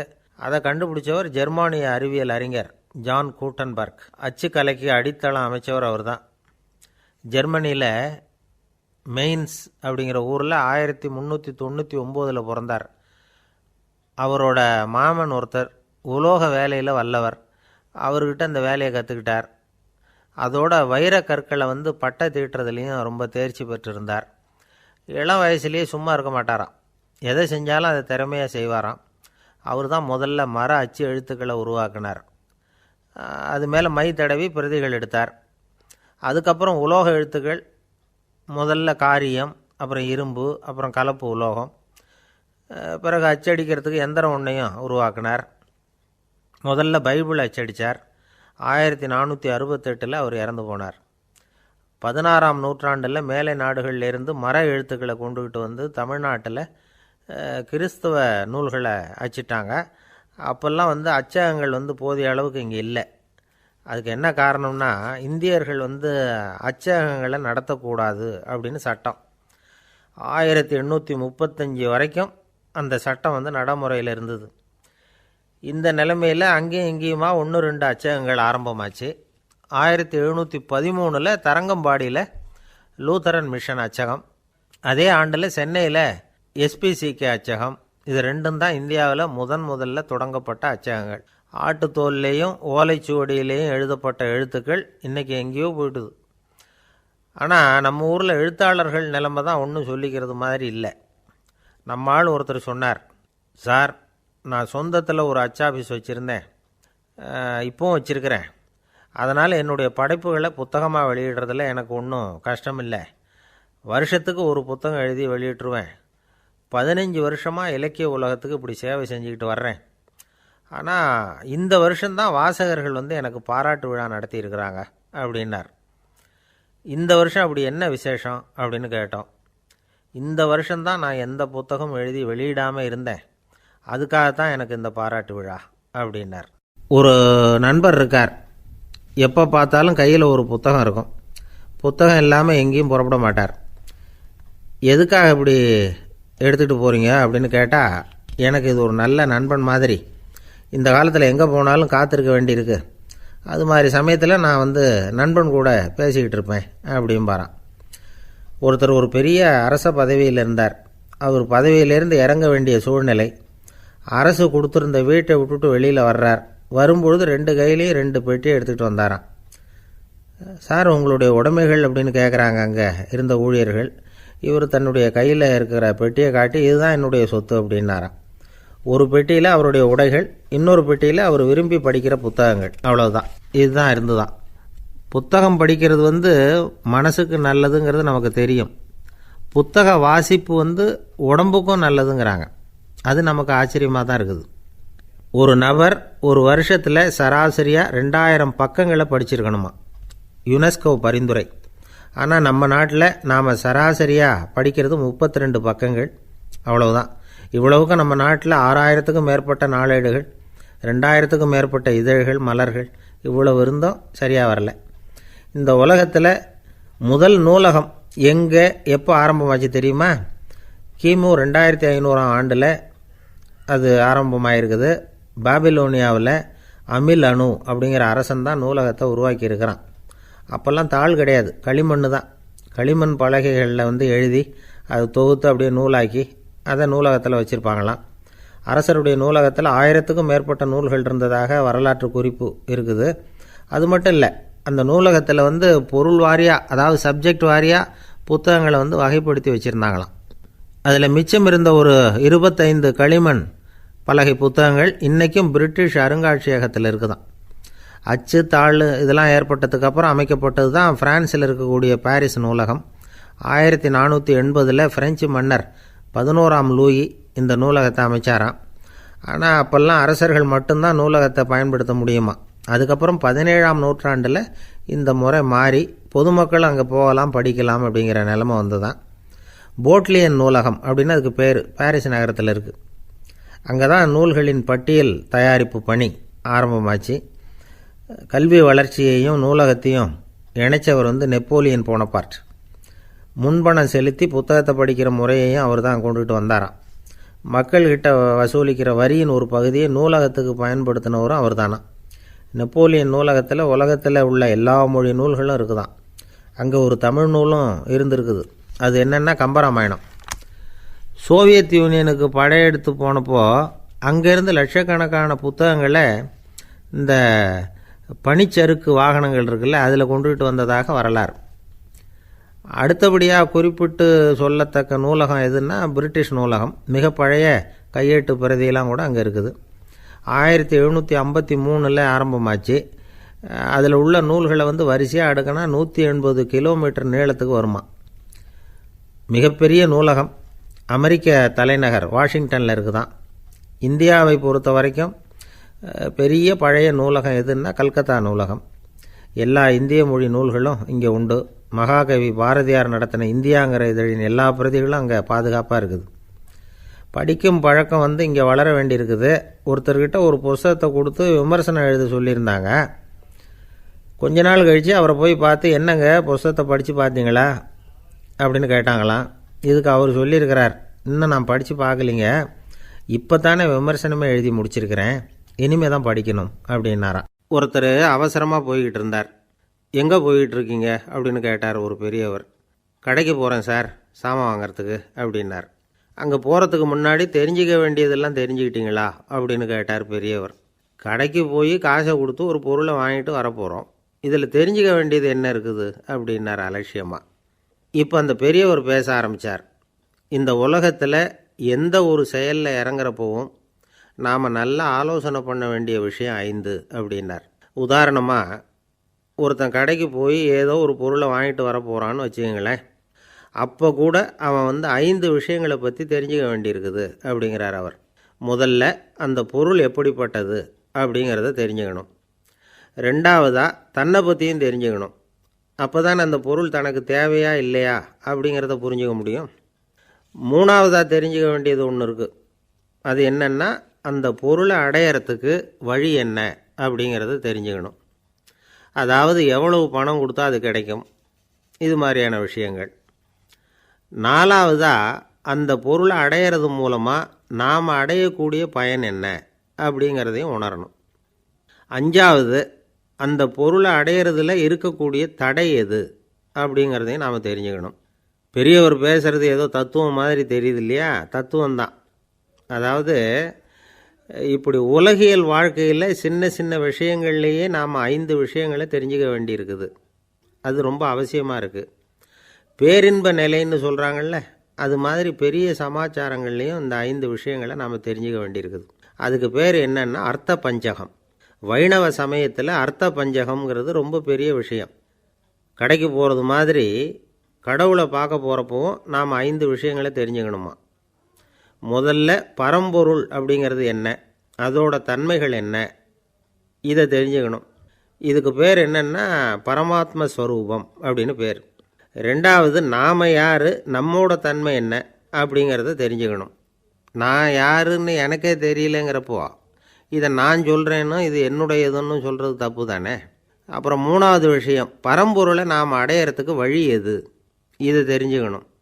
இது உபாய ஸ்வரூபம் அப்படின்னு பேர்.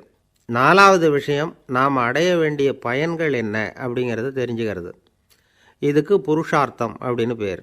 அஞ்சாவது, அந்த பயனை அடைய விடாமல் தடுக்கிற தடைகள் யாவை அப்படிங்கிறத தெரிஞ்சுக்கிறது. இது விரோதி ஸ்வரூபம். இதைத்தான் தடையியல் அப்படின்னு சொல்கிறாங்க.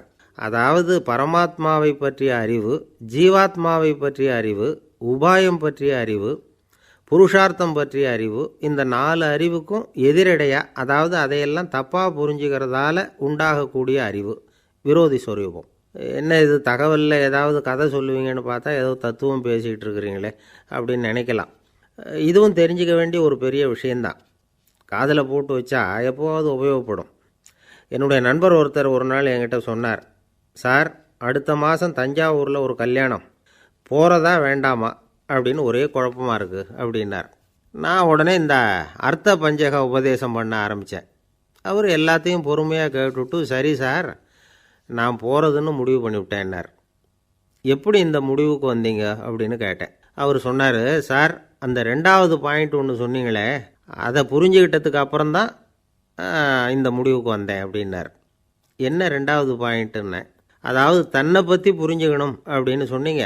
உடனே என்னை பற்றி புரிஞ்சுக்கிட்டேன், நான் யாருங்கிறது எனக்கு தெரிஞ்சுது, உடனே போகிறது தான் நல்லதுன்னு முடிவு பண்ணிவிட்டேன்னார். நீங்கள் யாருன்னு கேட்டேன். நான் தான் சார் அந்த கல்யாணத்தில் தாலி கட்ட வேண்டிய மாப்பிள்ளை அப்படின்னார். அந்த காலத்தில் அண்ணாமலை ரெட்டியார்னு ஒருத்தர் இருந்தார். அவர் வெங்கனூர் அப்படிங்கிற கிராமத்தில் இருந்தார். அங்கேருந்து விருத்தாசலம் கோவிலுக்கு தவறாமல் போயிட்டு வந்துக்கிட்டு இருந்தார். இடையில் வெள்ளாறு, அதில் ஒரு சமயம் வெள்ளம் வந்துட்டுது. இவரால் போக முடியல. அதோட விளைவு வெங்கனூர்லேயே ஒரு கோவில் கட்டணும் அப்படின்னு முடிவு பண்ணார், சிவாலயம். அந்த சமயத்தில் வடநாட்டில் பஞ்சம். அதனால் அங்கே இருந்த பல சிற்பிகள் தென்னாட்டை நோக்கி வர ஆரம்பித்தாங்க. அவங்க வெங்கனூர் வழியாக வர்றது தெரிஞ்சதும் இவர் போய் பார்த்தார். இங்கே ஒரு கோவில் கட்டணும், அதுக்கு நீங்கள் உதவணும்னார். பஞ்ச காலத்தில் இப்படி ஒரு வாய்ப்பு கிடைச்சதில் அவங்களுக்கும் ரொம்ப மகிழ்ச்சி. உற்சாகத்தோடு ஒத்துக்கிட்டாங்க. ஆலய திருப்பணி ஆரம்பமாச்சு. அவங்களுக்கு வேண்டிய எல்லா வசதிகளையும் இவர் செஞ்சு கொடுத்தார். அவங்களுக்கு எந்த குறையும் இல்லாமல் பார்த்துக்கிட்டார். அது மட்டும் இல்லை, ஒவ்வொரு நாளும் அங்கே வருவார். உங்களுக்கு என்ன வேணும், எது வேணும்னு கேட்பார். ஏதாவது குறை இருந்தால் சொல்லுவாங்க, உடனே தீர்த்து வைப்பார். இவரும் கேட்பார், எந்த குறையாக இருந்தாலும் என்கிட்ட சொல்லுங்க அப்படின்னு சொல்லுவார். அதை தவிர இவராகவே கவனித்தும் அவங்களுக்கு என்னென்ன தேவைங்கிறத கண்டுபிடிச்சி அதையெல்லாம் கொடுத்துக்கிட்டு இருப்பார். என்ன தேவைன்னாலும் அதை நிறைவேற்றி வச்சுருவார். அந்த சிற்பிகளின் தலைவன் ஒருத்தன், அந்த ஆளுக்கு வெத்தலை பாக்கு போடுறது பழக்கம். இதை தெரிஞ்சுக்கிட்டு அதுக்காகவே ஒரு ஆளை ஏற்பாடு பண்ணார். வேணுங்கிறப்போலாம் நீ வெத்தலை சீவல் மடித்து கொடுக்க வேண்டியது உன் வேலை அப்படின்னு ஒருத்தனை ஏற்பாடு பண்ணிட்டார். இப்படியெல்லாம் செஞ்சதும் அவங்களுக்கும் ரொம்ப உற்சாகம். ரொம்ப பொறுப்பாக சிற்ப வேலைகளை செஞ்சுக்கிட்டு இருக்கிறாங்க. ஒரு நாள் என்னாச்சு தெரியுமா? அந்த சிற்பிகளின் தலைவன் ரொம்ப நுணுக்கமாக ஒரு வேலையை செஞ்சுக்கிட்டு இருக்கிறான். சாரம் போட்டு அது மேலே படுத்துக்கிட்டு அண்ணாந்து பார்த்து உச்சியில் நுணுக்கமான சிற்பங்களை உருவாக்கிக்கிட்டு இருக்கான். சிற்பியின் கவனம் செதறப்படாதுங்கிறதுனால இவர் மெதுவாக சத்தம் போடாமல் கிட்ட போய் நின்று அதை கவனிச்சிக்கிட்டு இருக்கிறார். அந்த சிற்பி வழக்கம் போல் வெத்தலை பாக்குக்காக இடது கையை கீழே நீட்டினான். அந்த சமயம் பார்த்து அவருக்கு தாம்பூலம் கொடுக்குறவன் அங்கே இல்லை, எங்கேயோ போயிருக்கிறான். அண்ணாமலை ரெட்டியார் என்ன பண்ணார் தெரியுமா? தனக்காக கொடுக்கப்பட்ட தாம்பூலத்தை வாங்கி சிற்பியின் கையில் கொடுக்குறார். அவன் வாங்கி போட்டுக்கிட்டான். இது என்ன இன்னைக்கு வெத்தலை சீவல் வேறு மாதிரி இருக்குது, வாசனை தாம்பூலமாக இருக்குது அப்படின்னு யோசனை பண்ணிவிட்டு கீழே திரும்பி பார்க்குறார்.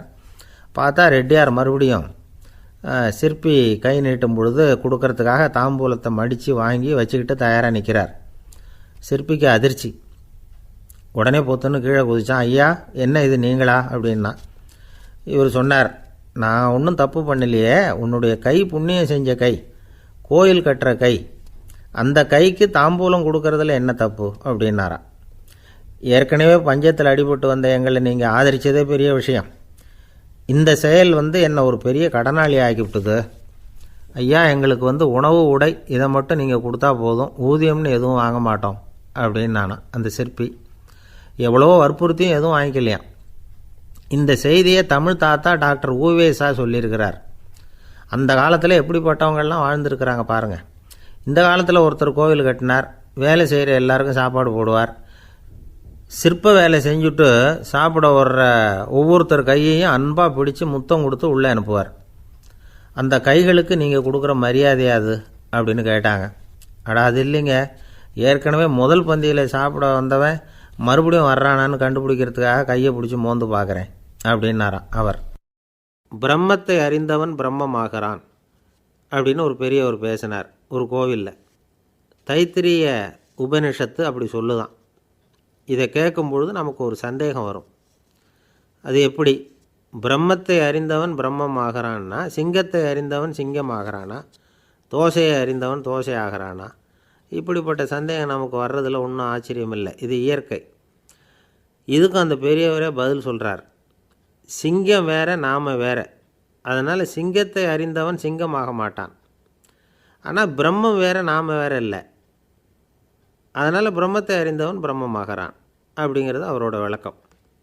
மனிதன் அவன்தான் தான் பிரம்மங்கிறது தெரியாதனால தான் அதை வேற எங்கேயோ தேடிகிட்டு இருக்கிறான். கடைசியில் அது தான் தாங்கிறது புரிஞ்சுக்கிற பொழுது அவன் பிரம்மம் ஆகிடுறான். இதை விளக்கிறதுக்கு ஒரு உபநிஷத்து கதையே இருக்குது. நமக்கு தெரிஞ்ச கதை தான், ஆனால் அதை வேறு விதமான அர்த்தத்தில் விளையாட்டாக சொல்லிகிட்டு இருக்கிறோம்.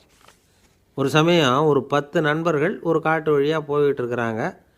குறுக்க ஒரு நதி, அதை கடந்து அடுத்த பக்கம் போகணும். எல்லோரும் ஒரு வழியாக கடந்து அடுத்த கரைக்கு போய் சேர்ந்துட்டாங்க. அங்கே போய் சேர்ந்ததுக்கப்புறம் எல்லோரும் பத்திரமா சேர்ந்துட்டோமா அப்படின்னு தெரிஞ்சுக்கிறதுக்காக எண்ணி பார்க்குறான் அந்த கூட்டத்து தலைவன். அவங்க மொத்தம் 10 பேர். ஆனால் அவன் எண்ணி பார்க்குறப்போ 9 தான் வருது. ஏன்னா அவன் தன்னை விட்டுவிட்டான். எதிரில் நிற்கிறவங்கள மட்டுமே எண்ணுறான். ஐயோ, 10வது ஆள் எங்கேங்கிறான், பதறான். சரி, நீ இரு, நான் எண்ணி பார்க்குறேன்னு சொல்லிவிட்டு இன்னொருத்தன் எண்ணுறான். அவனும் தன்னை விட்டுட்டு எண்ணுறான். 9 தான் வருது. எல்லோரும் கொய்யோ முறையோன்னு கத்த ஆரம்பிச்சிட்டாங்க. அந்த சமயத்தில் ஒரு பெரியவர் அந்த பக்கமாக வர்றார். என்ன விஷயம்னு விசாரிக்கிறார். 10வது ஆள் 6 அடிச்சுட்டு போட்டுது அப்படின்னு சொல்லி இவங்க அழறாங்க. சரி, அழாதீங்க அப்படின்னு சொல்லி அந்த தலைவனை பார்த்து இப்படி வாங்குறார். வர்றான். இப்போ எனக்கு முன்னாடி ஒரு தரம் எண்ணு பார்க்கலாம்ங்கிறார். 1 2 3ன்னு ஆரம்பித்து 9ல் முடிக்கிறான். உடனே பெரியவர், நீ தான் அந்த 10வது ஆள் அப்படிங்கிறார். இது உண்மை. நாம் தான் அது. நாம் தான் நம்மளை வேறு எங்கேயோ தேடிகிட்டு இருக்கிறோம். நாம் எங்கேயோ தேடிகிட்டு இருக்கிறோமே, அந்த பிரம்மம் நாம் தான். இப்படி ஒரு பெரிய உண்மையை விளக்கிறதுக்காக தான் அப்படி ஒரு கதை சொல்லப்பட்டது. ஆனால் அதை நாம் வேறு விதமாக வேடிக்கையாக உபயோகப்படுத்திக்கிட்டு இருக்கிறோம். எப்படி தெரியுமா? ஒரு ஆத்தங்கரையில் ஒரு 10 பேர் முழிச்சுக்கிட்டே நின்றுக்கிட்டு இருந்தாங்களாம். அந்த பக்கமாக வந்த ஒருத்தன், ஏன் இப்படி முழிச்சுக்கிட்டு நிற்கிறீங்கன்னு கேட்டிருக்கிறான். எங்களுக்கு நீச்சல் தெரியாது, நாங்கள்லாம் அடுத்த கரைக்கு போய் சேரணும் அப்படின்னு நாங்களாம். சரி, நாங்கள் விட்டுட்டு போய் விட்றேன், எல்லாரும் அக்கறைக்கு போய் சேர்ந்த உடனே ஆளுக்கு ₹1 வீதமாக மொத்தம் ₹10 எனக்கு கொடுக்கணும் அப்படின்ட்டுருக்கான் இவன். சரின்னு ஒத்துக்கிட்டாங்க. இவன் ஒவ்வொருத்தராக கையை பிடிச்சி மெதுவாக ஆற்றுல இறக்கி அழைச்சிட்டு போயிட்டான். 9 பேரை கரை சேர்த்துட்டான். 10வது ஆள் பாதி ஆற்றுல போயிட்டுருக்கிறப்போ திடீர்னு வெள்ளம் வந்துட்டுது. புடி நழுவி போச்சு. கையை விட்டுட்டான். வெள்ளம் அடிச்சிட்டு போட்டுது. அழைச்சிட்டு வந்தவன் நீச்சல் அடித்து தடுமாறி கரைக்கு வந்து சேர்ந்துட்டான். கரையில் இருந்தவங்களுக்கு இந்த விஷயம் தெரியாது. இருந்தாலும் இவன் உடம்பு பூரா நனைஞ்சி கொஞ்சம் அதிகமாக மூச்சு வாங்க நின்றுக்கிட்டு இருந்தானா, ஏன் இப்படி மூச்சு வாங்குது, என்ன விஷயம் அப்படின்னு கேட்டாங்களாம். அதுக்கு இவன் கொஞ்சமாக அலட்டிக்காமல் சொன்னானான், வேறு ஒன்றும் இல்லை, நீங்கள் கொடுக்க வேண்டிய ₹10 ₹1 குறைஞ்சி போச்சு, அவ்வளவுதான் அப்படின்னானான். ஒரு ஆள் ராமகிருஷ்ணரை தேடி வந்தான். அவன் கையில் 1000 பொற்காசுகள் வச்சுருந்தான். அதை அவர்கிட்ட கொடுத்து இதை ஏற்றுக்கணும் அப்படின்னு ரொம்ப பணிவாக கேட்டுக்கிட்டான். அவர் பார்த்தார், இது எனக்கு தேவையில்லை, ஆனாலும் உன்னுடைய மனசை புண்படுத்துறதுக்கு நான் விரும்பலை, அதனால் நீ கொடுக்குறத வாங்கிக்கிறேன்னார். வாங்கிக்கிட்டார். அப்புறம் கேட்டார், இதை பாரு, இனிமேல் இதெல்லாம் என்னுடைய இது தானே அப்படின்னார். ஆமாம், அதையெல்லாம் நான் உங்களுக்கே கொடுத்துட்டேன் அவன். சரி, இப்போ நீ எனக்காக ஒரு காரியம் பண்ணணும்னார். என்ன செய்யணும்னு சொல்லுங்கன்னா, இந்த நாணயங்களையெல்லாம் எடுத்துக்கிட்டு போய் கங்கை நதியில் எரிஞ்சுட்டு வா அப்படின்னார். இவனுக்கு அதிர்ச்சியாக போச்சு. என்ன பண்ணுறது, இனிமேல் அது முடியாதுன்னு சொல்ல முடியாது. ஏன்னா அந்த நாணயங்களையெல்லாம் அவருக்கே கொடுத்துட்டான். இனிமேல் அதெல்லாம் இவனுடையது இல்லை. பேசாமல் அவ்வளவையும் அள்ளிக்கிட்டு ஆத்தங்கரைக்கு போனவன் ரொம்ப நேரம் திரும்பியே வரல. ராமகிருஷ்ணருக்கு சந்தேகம், என்ன ஆச்சு அந்த மனுஷனுக்கு, காசுகளோடு அந்த கங்கையில் குதிச்சுட்டானா, போகும்பொழுதே ஒரு மாதிரியாக தான் போனான், போய் என்னன்னு பார்த்துட்டு வாங்க அப்படின்னார். அங்கே இருந்த ஒருத்தர் ஓடி போய் பார்த்தார். அவர் போய் பார்க்கும்பொழுது அவன் அங்கேயே இருந்தான். அதுக்கப்புறம் அவர் திரும்பி வந்தார். வந்து விவரத்தை சொன்னார். அதாவது அவன் கங்கை கரையில் உட்காந்துக்கிட்டு ஒவ்வொரு நாணயமாக 1 2ன்னு எண்ணி வீசிக்கிட்டு இருக்கிறான். அவனை சுற்றி ஒரு கும்பல் நின்றுக்கிட்டு அவனை தடுத்துக்கிட்டு இருக்குது அப்படின்னு விவரத்தை சொன்னார் போயிட்டு வந்தவர். இதை கேட்டதும் ராமகிருஷ்ணரே புறப்பட்டு அங்கே போனாராம். என்ன இப்படி பண்ணிகிட்ருக்கிற, நான் உன்னை அந்த நாணயங்களை கங்கையில் வீசி எறிய சொன்னேன், நீ ஏன் அதை எண்ணிக்கிட்டு இருக்கிற அப்படின்னார். பழக்கம்தான் காரணம், நான் ஒவ்வொரு நாளும் ஒவ்வொன்றா சேமித்து வச்சேன், இன்றைக்கி என்கிட்ட நிறைய இருக்குது, உங்களுக்கு ஒரு 1000 நாணயங்களை கொடுக்கணுங்கிறது என்னோடய ஆசை அப்படின்னா. இப்போ ராமகிருஷ்ணர் சொன்னார், ஒரே நேரத்தில் எல்லாத்தையும் சம்பாதிச்சிருந்தா நீ எண்ணுறது பொருத்தமாக இருக்கும், எல்லாத்தையும் இழக்கும்போது ஒவ்வொன்றா எண்ணிக்கிட்டு இழக்கிறதுங்கிறது சரியான செயல் இல்லை, அதனால் ஒரே தடவையாக எல்லாத்தையும் தூக்கி எறிஞ்சிடும் அப்படின்னார். இது இழப்பது அப்படிங்கிற ஒரு உயர்ந்த நிலை. இதை நாம் யதார்த்த வாழ்க்கையில் சம்மந்தப்படுத்தி பார்த்து குழப்பிக்கிட்டு இருக்கக்கூடாது. இழக்கிறேன்னு சொல்லிக்கிட்டு இருக்கிற காசையெல்லாம் ஆற்றுலையும் குளத்துலையும் கொண்டு போய் எரிஞ்சிட்டு வாங்க அப்படின்னு உபதேசம் பண்ணுறதாக யாரும் நினச்சிடக்கூடாது. இதில் நாம் புரிஞ்சிக்க வேண்டியது என்னென்னா, எதையாவது ஒன்றை இன்னொருத்தருக்கு கொடுக்கணும் அப்படின்னு விருப்பப்பட்டால் அதை மனப்பூர்வமாக கொடுத்துட்டு அதையே நினச்சிக்கிட்டு இருக்கக்கூடாது. நம்மால் ஒருத்தர் ஒரு ₹100 நோட்டை தன்னுடைய நண்பர் ஒருத்தர்கிட்ட கொடுத்து, இது உனக்கு தான் வச்சுக்கோ அப்படின்னார். அவர் பார்த்தார், இது இனிமேல் எனக்கு தானே சொந்தம் அப்படின்னார். ஆமான்னார் அவர். அப்படின்னா எனக்காக நீ ஒரு உதவி செய்யணும்னார். சொல்லுங்கள் செய்கிறேன்னார் அவர். இந்த ₹100 நோட்டை தீ வச்சு கொளுத்தி விடுன்னார். இவர் அதிர்ச்சியாகி அவரை பார்த்தார். இப்போ அவர் சொன்னார், நீ எனக்கு அன்பாக கொடுத்தது இது, இந்த நோட்டு கள்ள நோட்டுங்கிறது எனக்கு முன்னாடியே தெரியும், சீக்கிரம் கொளுத்தி விடு, அதுதான் நம்ம 2 பேருக்குமே நல்லது அப்படின்னாராம் அவர். எங்கே போயிட்டு வரீங்க அப்படின்னு கேட்டேன் எனக்கு வேண்டப்பட்ட ஒருத்தரை பார்த்து. ஆஸ்பத்திரிக்குன்னார். எந்த ஆஸ்பத்திரிக்குன்னே? மாட்டு ஆஸ்பத்திரிக்குன்னார். என்ன விஷயம்னே? மாமனாருக்கு உடம்பு சரியில்லை, அதுதான் மாட்டு ஆஸ்பத்திரிக்கு போயிட்டு வரேன்னார். அட பாவி, அதுக்கு அந்த ஆஸ்பத்திரிக்காக போவாங்க அப்படின்னு ஆச்சரியமா. அட அது இல்லைப்பா, முதல்ல எங்கள் குடும்ப டாக்டர் தான் தேடிக்கிட்டு போனேன், அவர் அந்த நேரத்தில் அவர் வளர்க்குற நாய்க்குட்டிக்கு உடம்பு சரியில்லைன்னு சொல்லி அதை தூக்கிக்கிட்டு மாட்டு ஆஸ்பத்திரிக்கு போயிட்டாராம் சொன்னாங்க, அதனால் அங்கே போய் அவரை சந்தித்து விஷயத்தை சொல்லிவிட்டு வர்றேன்னார். அப்புறம் தான் எனக்கு கொஞ்சம் நிம்மதியாக இருந்தது. பொதுவாக நமக்கு தெரிஞ்ச வரையில் டாக்டர்கள் 2 வகை. நமக்கு வைத்தியம் பண்ணுற டாக்டர்கள் ஒரு வகை, நம்மக்கிட்ட இருக்கிற ஆடு மாடு கோழிக்கு வைத்தியம் பண்ணுற டாக்டர்கள் ஒரு வகை. இப்போ தான் எனக்கு தெரியும் இன்னொரு வகையான டாக்டர்களும் உண்டுங்கிறது. அது யாருன்னா, பூச்சிகளுக்கு வைத்தியம் பண்ணுற டாக்டர்கள், அதாவது பூச்சி டாக்டர்கள். வெளிநாடுகளில் அப்படிலாம் கூட சில பேர் இருக்கிறாங்க. பிரிட்டனில் யார்க்ஷயர் வட்டாரத்தில் ராதர்ஹாம் அப்படின்னு ஒரு ஊர், அங்கே ஒரு விலங்கியல் மருத்துவர், பேர் டாக்டர் லான்ஸ் ஜெப்சன். அவர் ஆஸ்பத்திரி வாசலில் பார்த்தீங்கன்னா தினமும் நிறைய பேர் நின்றுக்கிட்டு இருப்பாங்க. கையில் கண்ணாடி குடுவை, தகர டப்பா இப்படி ஏதாவது இருக்கும். அதுக்குள்ளே ஏதாவது பூச்சிகள் இருக்கும். அதுக்கு வைத்தியம் பண்ணுறதுக்காக வந்தவங்க தான் அவங்கெல்லாம். சிலந்தி பூச்சி, பல்லி, தேளு, பாம்பு இப்படி ஏதாவது இருக்கும். பொழுதுபோக்காக சில பேர் நாய், பூனை, கிளி, மைனா, புறா இப்படி ஏதாவது வளர்க்குறாங்கல்ல, அது மாதிரி இப்போல்லாம் தேளு, பல்லி, பாம்பு, பூச்சி இதையெல்லாம் வளர்க்க ஆரம்பிச்சிட்டாங்களாம். இது ஒரு புது ஃபேஷன். இப்போ கூண்டுக்குள்ளே டப்பாக்குள்ளே போட்டு வளர்க்குறது, அதுக்கு ஏதாவது நோய் வந்துட்டுதுன்னா வைத்தியம் பண்ணுறதுக்கு டாக்டர்கிட்ட வந்துட வேண்டியது, இப்படி இந்த பழக்கம்லாம் நிறையா வந்துட்டுது. ரத்தம் உறிஞ்சிற அட்டைகள் கூட இவங்ககிட்ட வைத்தியத்துக்கு வருதான். சிலந்திகளில் செங்கால் சிலந்தின்னு ஒரு வகை. மத்திய அமெரிக்க காடுகளில் இது அதிகம். சிலந்திகள்லேயே ரொம்ப விலை உசந்தது இந்த ரகம்தான். கால்களில் சிவப்பு கோடுகள் இருக்கும். இந்த இனம் இப்போ குறைஞ்சிக்கிட்டே வர்றதுனால சர்வதேச விதிகளின்படி இவற்றின் ஏற்றுமதி இறக்குமதிக்கு தடை விதிக்கப்பட்டிருக்குது. அதனால் இதை வளர்க்குறவங்க வீட்டுக்குள்ளேயே இனவிருத்தி மூலமாக பெருக்கி விற்பனை பண்ணிட்டு வராங்களாம். அந்த வகை சிலந்திகள் தான் இப்போ வைத்தியத்துக்கு அதிகமாக வருதான். சரி, இதுக்கெல்லாம் எப்படி வைத்தியம் பண்ணுறாங்க? முதல்ல அதை குளிர்பதன பெட்டியின் வழுவழுப்பான சுவரில் விட்ட உடனே அதெல்லாம் மெதுவாக இறங்கி வரும். அப்போ அதன் நோயை கண்டுபிடிக்கிறது சுலபம். அப்புறம் அதுக்கு கிருமிகளை கொல்லக்கூடிய மருந்துகளையோ வலி நிவாரண மருந்துகளையோ கொடுப்பாங்க. கால் உடஞ்ச சிலந்திகளுக்கு பசையை கொண்டு ஆப்ரேஷன் பண்ணுவாங்க. சில சிலந்திகளுக்கு உடஞ்ச காலை எடுத்துட்டா புதிய கால் வளர்ந்துடும். சிலந்திகளை மனிதர்கள் கையில் எடுக்கிறப்போ அது பயந்து போய் கீழே குதிக்குது. அதனால் கால் உடஞ்சி விடுது, இல்லைன்னா வயிறு சேதமடையுது. அந்த நிலைமையில் வர்ற சிலந்திகளுக்கு மயக்க மருந்து கொடுத்து ஆப்ரேஷன்லாம் கூட பண்ணுறாங்களாம். பார்த்தீங்களா பூச்சிகளுக்கு வந்த வாழ்வே. நம்ம ஊர்லேயும் வீடுகளில் பூச்சிகள் வளர்க்குறது உண்டு. ஒருத்தர் வந்தார், எனக்கு 3000 கரப்பாம்பூச்சி அவசரமாக தேவைப்படுது, எங்கே கிடைக்கும்னு கேட்டார். கரப்பாம்பூச்சியா, அது என்னத்துக்குன்னு கேட்டோம். அது வேறு ஒன்றும் இல்லை, நான் குடியிருக்கிற வாடகை வீட்டை காலி பண்ண போகிறேன். வீட்டு சொந்தக்காரர் என்ன சொல்கிறாருன்னா, இந்த வீட்டுக்கு நான் குடி வந்தப்போ எப்படி இருந்ததோ அதே நிலைமையில் விட்டுட்டு போகணும்னு வீட்டுக்காரர் சொல்லியிருக்கிறார், அதனால தான் கேட்டேன் அப்படின்னார். ஒரு தந்தை தன்னோட பிள்ளைய ரொம்ப தைரியசாலியாக வளர்க்கணும்னு ஆசைப்பட்டார். அதுக்காக அவனை கூப்பிட்டு உட்கார வச்சு இப்படி உபதேசம் பண்ணார். இதை பாருப்பா, நான் உன்னாட்டம் இருக்கிறப்போலாம் எதுக்கும் பயப்பட மாட்டேன், ரொம்ப துணிச்சலாக இருப்பேன். ஒரு நாள் ஒரு அப்பாவி எலியை ஒரு பூனை துரத்திட்டு ஓடிச்சு. நான் உடனே என்ன செஞ்சேன் தெரியுமா? அந்த பூனையை பிடிச்சேன், அது வாலில் ஒரு பட்டாசு சரத்தை கட்டினேன், கொளுத்தி விட்டேன், படபடன்னு வெடிக்க ஆரம்பிச்சுட்டுது. அது துள்ளிக்கிட்டு அங்கேயும் இங்கேயும் ஓடி இருக்கு பாரு ஓட்டம், ரொம்ப தமாஷு அப்படின்னார் அப்பா. இப்படி சொல்லிவிட்டு பையனை பார்த்து, இதை கேட்குறதுக்கு உனக்கும் துணிச்சல் வருதா? நான் என்னுடைய செயலை நீ கேட்குறப்போ உனக்கு துணிச்சல் வருதா அப்படின்னு கேட்டார்.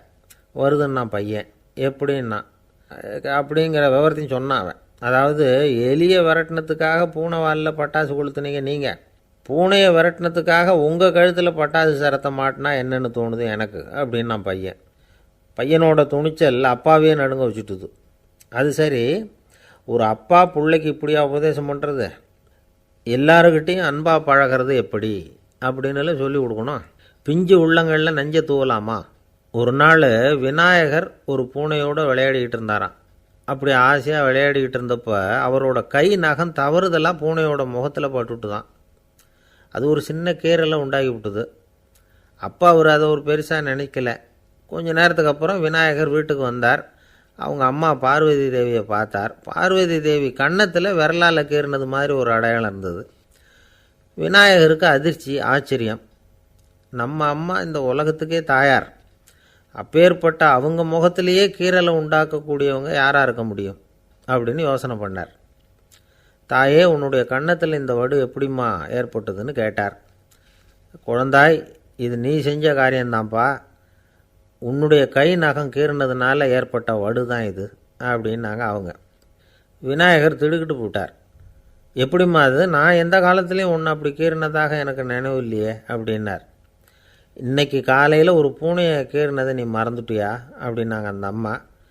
விநாயகர் திகைச்சு போய் நின்னார். பார்வதி தேவி சொன்னாங்க, இதை பார்ப்பா, இந்த உலகத்தில் இருக்கக்கூடிய எல்லா உயிர்கள்லேயும் நான் இருக்கிறேன், நான் தான் இந்த உலகமாக ஆகியிருக்கிறேன். ஆகையினால நீ யாரை துன்புறுத்தினாலும் அது உண்மையிலேயே என்ன துன்புறுத்தினதாக தான் முடியும் அப்படின்னாங்க. விநாயகர் மனசுக்குள்ளே ஒரு வெளிச்சம் ஏற்பட்டு தான். அதுக்கப்புறம் அவர் யாரையுமே கல்யாணம் பண்ணிக்காததுக்கு அதுதான் காரணமாக. இந்த உலகத்தில் எல்லாரையும் இங்கே இருக்கிற எல்லாத்தையும் தாயின் வடிவமாக அவர் பார்க்க ஆரம்பிச்சிட்டாராம். குருதேவர் ராமகிருஷ்ணர் இந்த கதையை எடுத்து சொல்லியிருக்கிறார். நபிகள் நாயகம் ஒரு தடவை ஒரு நாற்காலியில் உட்காந்து என்னமோ யோசனை பண்ணிகிட்டு இருந்திருக்கிறார். அப்போ அவரோட உடையில் ஒரு கீழ்ப்பகுதி தரையில் படிஞ்சு கிடந்திருக்குது. அங்கே விளையாடிக்கிட்டு இருந்த ஒரு பூனை அது மேலே வந்து படுத்து தூங்கி போச்சு. தொழுகை செய்ய வேண்டிய நேரம் வந்துட்டது.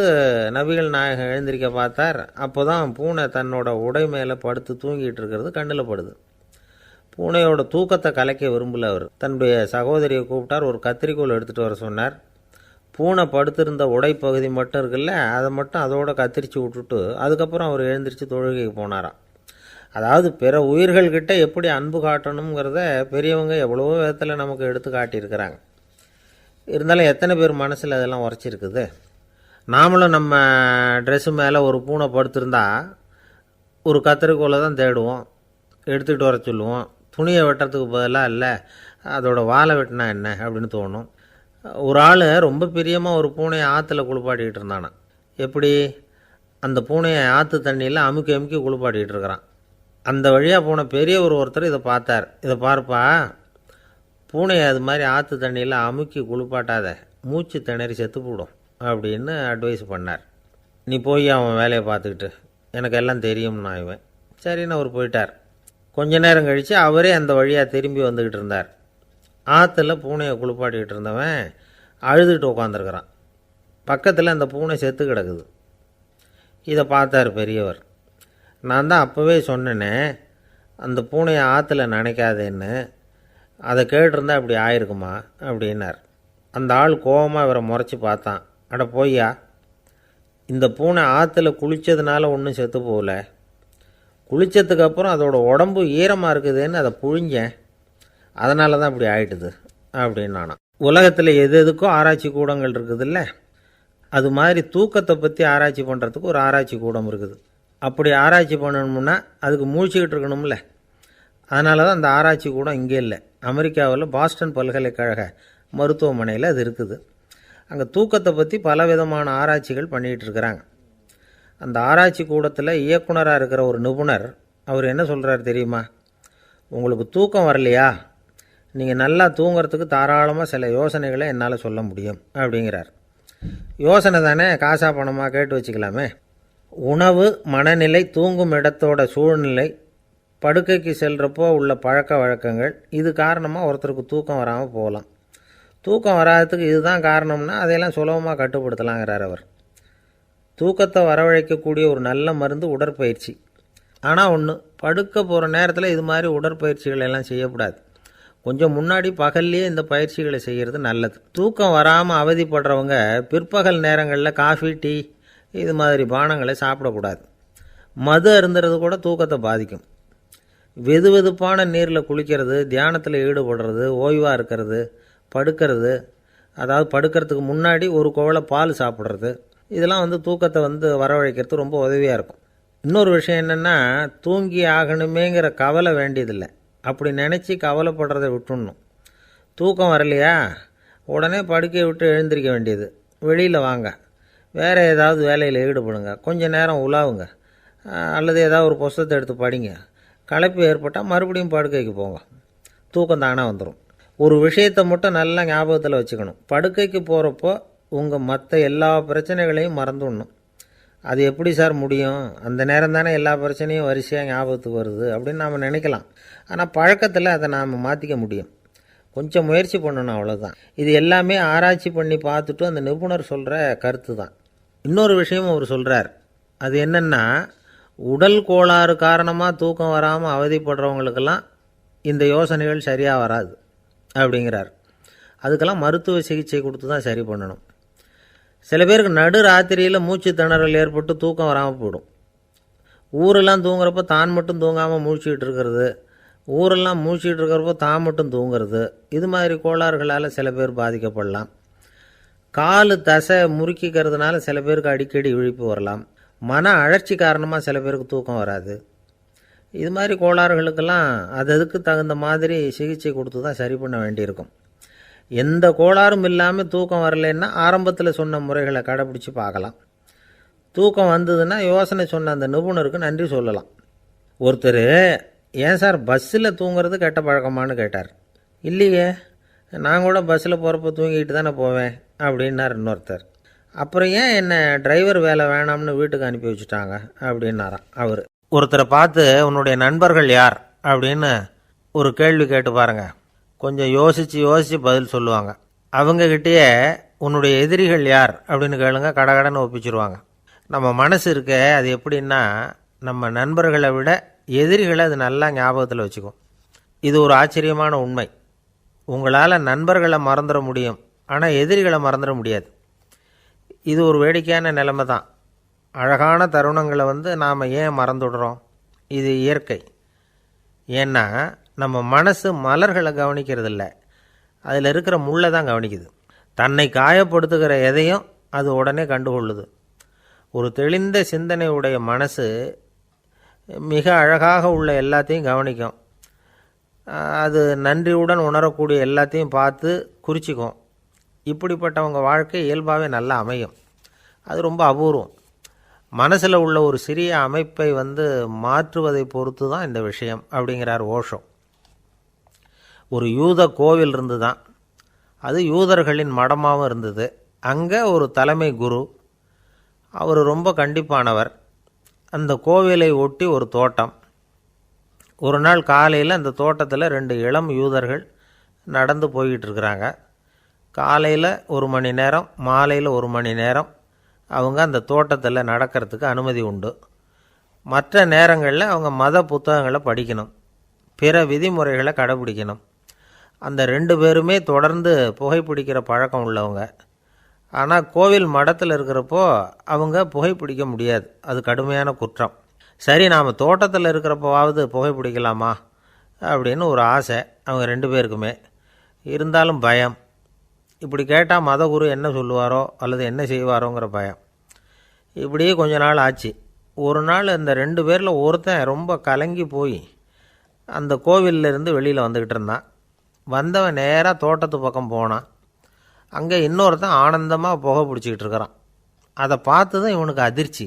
அட கடவுளே, என்ன இது, நீ கேட்காமலே ஆரம்பிச்சிட்டியா அப்படின்னா. இல்லை நான் கேட்டுவிட்டு தான் ஆரம்பிச்சிருக்கேன்னா அவன். அப்படியா, என்ன மனுஷன் இவர், நானும் தான் கேட்டேன், என்னை கண்ணாபுண்ணான்னு திட்டிவிட்டார். இது என்ன கோவிலா இல்லை நரகமா? உனக்கு புகை பிடிக்கணும்னு ஆசையாக இருந்தால் நரகத்துக்கு போகணும்னு சொல்லிவிட்டார். அது சரி, உன்னை மட்டும் எப்படி அனுமதிச்சார் அப்படின்னு கேட்டான் இவன்.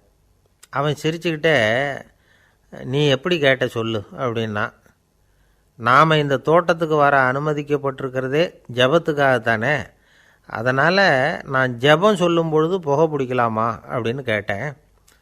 அதுக்கு தான் அவர் சத்தம் போட்டு என்னை அடிக்கவே வந்துட்டார் அப்படின்னா இவன். நீ ஒரு மாதிரியாக கேட்டிருக்க, நான் வேறு மாதிரியாக கேட்டிருக்கிறேன். ஜெபம் சொல்லும்போது புகை பிடிக்கலாமான்னு நீ கேட்டிருக்க. ஐயா, புகை பிடிக்கும் பொழுது ஜபிக்கலாமா அப்படின்னு நான் கேட்டேன். அதில் தப்பு ஒன்றும் இல்லை அப்படின்னு பதில் சொல்லிட்டார் அப்படின்னா. ஒரு சிறிய மாற்றம்தான் அது மிகப்பெரிய மாறுதலை ஏற்படுத்தி விட்டது. மனசு நல்ல விதமாக சிந்திக்க ஆரம்பிச்சுட்டுதுன்னா மகிழ்ச்சிக்கு பஞ்சம் இல்லை. ஒரு கஞ்சன் ஆற்றுல விழுந்துட்டான், வெள்ளத்தில் தத்தளிச்சிக்கிட்டு இருக்கிறான். கரையில் நின்ன ஒருத்தர் உன் கையை கொண்டா இப்படி பிடிச்சி இழுத்து கரை